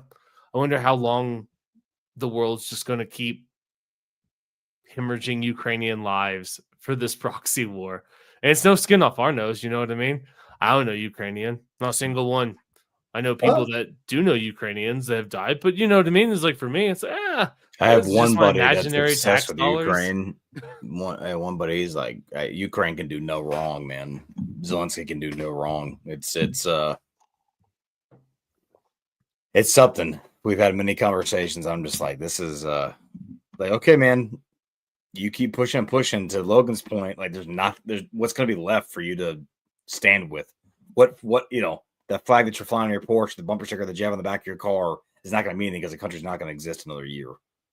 So I don't, I don't know what their game plan is. I really don't. I guess just to keep the money laundering operation at full scale. It's probably, the point of this at this moment. So Yeah, who knows, man? I also had an interesting experience when I was in Arizona, maybe a month or so ago. We were at one of these pizza places that Dave Portnoy had rated that's also like a whiskey place. And the dude behind the bar had like 10 million scars on his face, and we were waiting for our Uber to like pull up. And he's like, "You guys want to see a photo?" And he pulls out like his camera phone, and he had a photo from the front lines in Ukraine. And he was like telling us about how he's like a mercenary over there and that he can't wait to go back. So it was quite an interesting conversation with him. He certainly looked like he could have been in a gunfight maybe several weeks before that. But it was very weird talking to him because, yeah, I guess that's one of those things that happens with mercenaries. There's nobody who's like a reluctant warrior. Like he was just kind of excited about the whole prospect, and he was just kind of sad that he had to be back stateside for 3 months until he could go back. And it was a very interesting experience. And like, I don't know how we feel about mercenaries in general, or like just US citizens being over in these sorts of conflicts that we're supposed to not be a part of. But I don't know, it was a weird experience for me. And like, I wasn't like totally against it either, which I don't know how to square. Because obviously like, I'm not really a fan of the war, but I don't know, this dude seemed to be jazzed and people were paying him. I think as an individual, if you want to go, like by all means, I yeah, have no trouble with that. yeah, Actually, 100%. I have a fun story to that line. I have a gentleman who was ex-military who fancied himself a mercenary but didn't have those connections, who flew over to Ukraine to join the effort. And he got there and talked to Ukrainian authorities, and they were like, "Who the fuck are you? We're not giving you a gun. What the fuck?" He came back complaining. That was his big complaint on the way back. He's like, "They wouldn't even give me a weapon." You're like, "Yeah, they don't know who the fuck you are, dude." No, I can't defend the war for you. You're some That's guy so who doesn't sad. speak their language that showed up looking for a gun. They're like, "No." They gave It's like- 15-year-old Svetlana a gun and been like, "You'll There's no fight women on the with front them." lines. For sure." This guy shows up like, "Go home." Who are you? It's No like one creating wants an you here. OnlyFans and no one pays for your nudes. It's just the biggest disappointment. You show up to a country that's desperate for bodies on the front line and they won't even take you. I saw a Goddamn. quote somewhere where a woman said she was in like the top 20% earners of OnlyFans, and she made $300 last month. So Sounds that's about just like right. an alarming stat of how many girls are selling those images for nothing. It's like you're just For Well, it's real, like dude. anything. It's it's like No, it's not like anything, Matt. I don't think you know what anything means. I was okay. That's I guess my point was that like, there's a lot of people that play basketball, but how many people actually get contracts like LeBron James and Steph Curry? Very, Yeah, very but they're few. not selling Yeah, their there's- souls to But play nothing bad basketball. happens when you throw a couple hoops on Wednesday night with your friends. Yeah, my dad doesn't get really bummed out when he finds basketball footage of me on the internet. Yeah. Okay, fair enough. Points Grandma well found made, these everybody. photos from your basketball league. Do you mind explaining these to the rest of the family? Okay, I guess You're playing what I was- basketball with black guys? Well, who else, Grandma? Like, I remember that time when my brother found these photos of me playing basketball and blackmailed me. I had to do his chores for 3 months. all right. And after point all that, he made you well play basketball with made. him and I promised get not to it. tell anybody. I get it. I was just trying to say that, like It's just like anything many else. other like many other industries, there's a disproportionate amount of money at the top.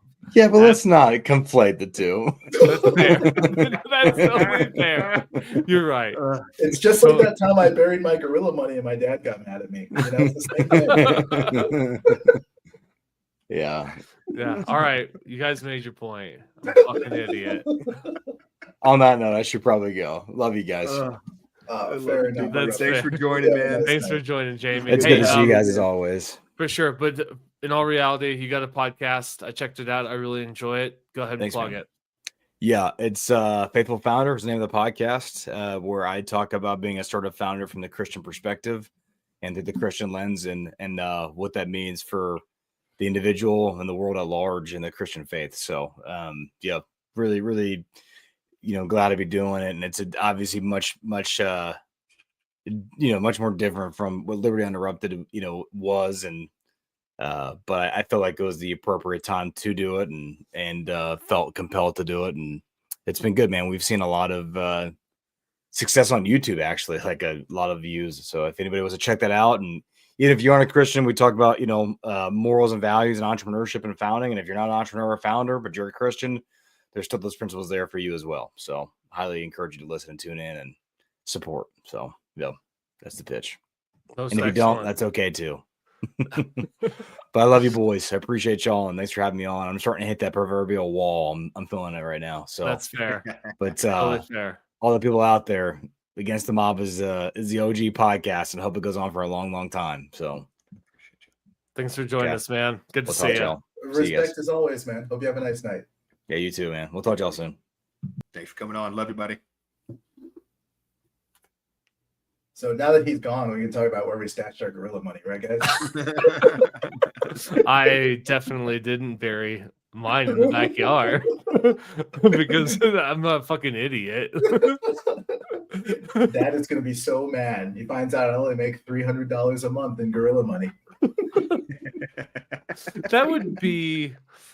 That's got to be such a humiliating and horrible thing to try to throw your nudes out into the world and like nobody's like that would suck. That would suck. And it's not like, you know what I mean?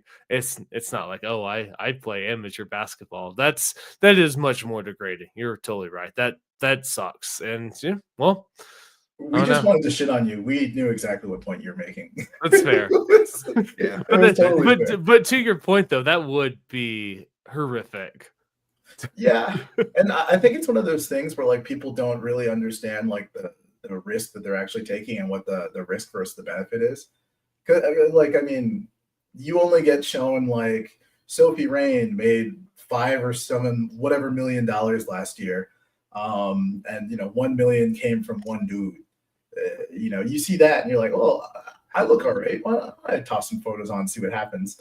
But like the real downside is like I think someone needs to tell them like, if you want to make roughly $60,000 a year, you have to be in the top 1% of women. And $60,000 a year isn't really that great, especially since like the job is mostly talking to dudes. Because it's not just like, oh, post your photos and leave. You got to actually like reel them in and fake some intimacy. Because like there's free photos on the internet already. So it becomes like a full-time job. And I don't think anyone's really like prepared for like both the shame of like learning that you're not like that kind of grinder. It's like, damn, I'm not actually grinding, putting in 50 hours a week in this. I guess I didn't have it in me. And at the same time, learning that like, oh, those photos will be there forever and nobody wants to look at them. It's just the worst combination. You can still get in trouble. Like the ticking time bomb follows you into every family reunion and you're poor. Yeah, you got to think about that for the rest of your life. I wonder how much of that too is like this. When we've had our very strong women empowerment movement over like the last couple decades, and there's a lot of times I feel like there's a lot of really bold statements by women about their preference, but framed as if it's fact. And so it's like nobody should be objectified for sex work. We're not doing that anymore. And they, in their own ecosystem, will convince themselves that's the way the world works. And then go take like this is a low risk opportunity for me to make an OnlyFans. And then when they get hit with like the reality of the world, they're like, oh, Jesus, actually, this has become a massive negative for my life. And I didn't even make any money in the process. I mean, you're starting to see it now with some of the top earning girls too, who are like trying to transition out of it. Or I guess it's not an OnlyFans chick. There's the porn chick that has a son that's becoming starting to get, her son's getting friends that have the internet now that are not 5 years old. And she's like, I really want people to stop talking about this. And it's like, it's too fucking late. It's like, you can't, we won't. Yeah. You can't stop the internet. It's already going. Yeah, it's tough. And, maybe some of this stems from like, there's been, I think within our generation, we just throw elderly advice kind of off to the side. Like, what do you know? What could you possibly know? And, we're not totally wrong to do that. There's some shit. You didn't even have the internet yet, Grandpa. You're basically retarded. Exactly. The world has changed quite a bit, but there's a few bits in there that are like hidden that are completely and totally true. And, it is, your parents and older relatives who would look you in the face and say you shouldn't do that. And it's kind of your retarded friends who are going to be like, you know what? I know a girl who made $2,000 last month. Then they don't tell you that like it was just one big donation that's only going to happen once and never again. And she normally makes $38 a month. And you don't ever hear the bad side or the unglamorous side. And by the time like the consequences have accrued, nobody cares about you because you are now one of the elders that you tossed aside. Because it's very interesting if you look at the people who talk about this stuff now, like Riley Reid or whatever, she's like 36, 37. I don't know how old she is actually, but something like that. And women don't care about what she has to say anymore. She's kind of past her prime, grandma. The industry has changed. OnlyFans didn't even exist when she started. The same conversation can be aimed at Mia Khalifa. And even then, Mia Khalifa still kind of looks at like most of what happened as like a positive choice she made and not as like, oh, this was a big mistake, even though she's definitely trying to walk away from this stuff. But like, this, I don't know, excision of elders from our like mental noosphere has just kind of put us into a weird timeless place as a generation where we are bound to make the kinds of mistakes that any old person could look at and be like, yeah, no, that's retarded. You shouldn't do that. And there's something interesting in there you said about like once they've aged out of the space, their opinion doesn't matter anymore. Something struck me there about being a figure of female empowerment in the body positivity and no shame for sex work movement. And then as soon as you lose the respect and the desire of men, your opinion doesn't matter anymore. It's kind of an interesting like catch-22 there. Like, was it ever really about women empowerment then, or was it just about creepy guys in the marketplace? I don't know. It's tough because like even if you toss out like the male opinion and the male like attractiveness thing, I think women look at each other as like potential competitors. So as soon as they view you as like no longer a competitor, out the window. You don't matter anymore. So who knows? It could be our fault, it could be their fault, or it could just be like a generational fault. Like maybe we have a flaw, and like both the older and younger generations are like, no, we're not listening to those retards because they didn't listen to their elders. Like, what if like Gen Z and Gen Alpha are like, we're listening to Gen X and the Boomers, we're taking their advice. And they just do that forever, and millennials are just kind of this forgotten generation that never gets to be stuck in the middle. Just, nobody cares about millennials. And I'm sitting here like a retard, and I'm like, oh, it's because the women aren't attractive anymore. That's why nobody listens to them. Nothing to do with that at all. Gen Z is like, no, your generation's retarded. Which is totally fair. And I know that I know that we should probably wrap up pretty soon, but something I'm wondering about is there's always that the younger kids just don't understand. And you can go through history. I mean, that's a story as old as time. As long as we've been talking about stories like the Romans, before Sulla and Marius come on the scene, are talking about these kids. They don't understand the virtues of the Republic, and and they're too liberal with their like I can see ankles, or whatever, right? And there's always like the kids don't know how to clean their chalkboards. What they think paper is going to be infinite, It's like there's all these stories of the younger generation doesn't get it. But I wonder if with this generation, there's been so many changes so quickly that divide is actually real. For the most part, right? There's always this continuation, right? Like how different is it to, go to school in 1930, or let's say 1830, or your kid's going to school in 1850? How much has actually really changed? But now with all of the things that happened in the last 20 years, when our parents sit there and look at the generation below us, like, I just don't get it. I wonder how true that is. And is this the folly of thinking that our time period is unique and special? Or is this actually one of those times where there actually is a chasm and a real divide now? I was kind of wondering when the trend started and how is it a more recent phenomenon that we've had kind of this fuck the older generation idea. We've definitely had it at least in like the 60s in Woodstock, where it's like, these old fogies don't know what they're talking about. They're just not hip with the times. They've been You can't caught in the trust anyone system. older than 30. That was the quote. Yeah. Yep. Yep. But yeah, it's kind of that idea, like, okay, boomer, like where this dismissal of the older generations. It's not like it just was a millennial thing. It's kind of, but does it go back, into the 1800s? Is there anybody saying it then? Probably wouldn't think so. Maybe newspapers started kind of spreading that around. Like that's kind of the early form of the internet access. So they're like, if I have knowledge now, I read the newspaper.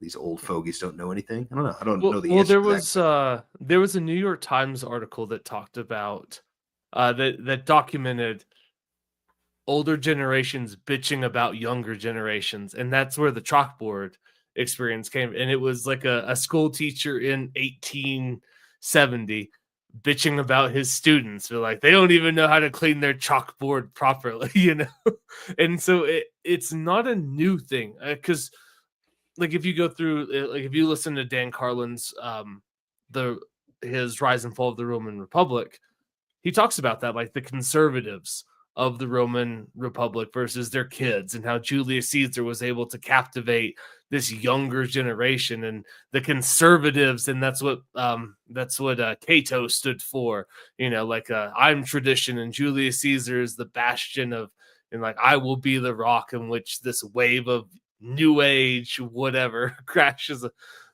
against, and we will stay. And so it's not new, but I just wonder with like the technological advances, like how much different is the world in which you grew up when, Cato or Julius Caesar, or if you're Augustus, like how different is that world versus? Well, you could say the same thing about the world in like 1911 or 1930 as well. It was significantly different, but like generations were a bit compressed. And I think like answering Logan's question, and this is my like fucking ignorant opinion, but I genuinely believe that it used to be households were like multi-generational. So there'd be like 3 or 4 generations in the same house exposed to each other on a daily basis. Public schooling was less of a thing. Mm-hmm. A lot more of your education was closer to home or with multiple generations. This concept of like you are put in a group of people who are all the exact same age as you but are strangers, and this is your peer group. It's relatively new societally, and I think I think a good chunk of that might be why, like generationally, like say starting with the boomers and then Gen X and us, generations were more likely to kind of like toss the opinions of old people off to the side because you don't see them as often anymore.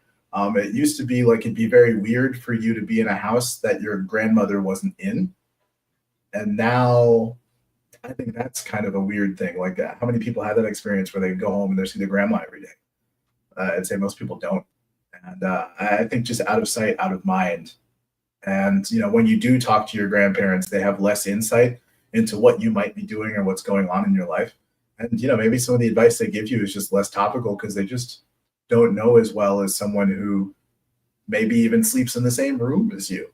Because, one thing we talk about, like life changing, like I'd say, wealth-wise, even like the poorest generally live much better lives than the poorest back then. Like it'd be fairly common for like it to be like there's a 3-room house, you have living room, kitchen, and 1 bedroom. There's an outhouse outside. Everybody sleeps in the same room. Now, even relatively poor people still have multiple bedrooms and a bit more separation. And grandma's not in the house. So I think the breaking up or the atomization of households might be what led to, I'd say, the more recent generations just kind of tossing elders off to the side or into retirement homes, which is also a new thing that's been created. But I'll stop yapping. I don't know if y'all have anything in response to that. Man, I actually have a lot to respond to that. It's so interesting. We'll go for it. We can wrap after your statements then. Well, I guess, but as well. Well, one of the things that I've really enjoyed chewing on listening to Gerald Cooper's podcast is he talks about what it means to be a nation and a people, and what institutions step in and take over, and what we lose when you decide to become America or France or any sort of country. And when you start to outsource a lot of things that used to be handled in the family or just weren't, like the concept of a nation, what does that mean? And to build that, you have to a degree, start to break up a lot of the familial ties and cultural ties and local ties because you need people to identify not as, not as a Jennings, not as a Billingsley, not as a Carpenter, but as a Texan, a New Mexican, an American. And I just wonder how much of this is not by design in a nefarious way, but just by design of like, this is what you need to have. Like, if you want to have a nation, then these are the things that have to be given up. And I just wonder, is it good? Is it bad? Because I can certainly say that a lot of people, I know that a quick response to that would be like, oh, well, things were good in the old days. It's like, I don't know. Like, I know that like the lawyer class isn't great, and I understand like the racket that's being ran, but it's probably a little bit better than frontier justice, and like a long series of reprisals where it gets so far deep that nobody even remembers what the first atrocity was. But it's, well, as soon as we gather the strength, we go over there and we get those Hatfields, and then the McCoys would be like, oh, they've been coming for us for even before my grandpappy was, and so I think it's just interesting to weigh the trade-offs. Fair. Logan?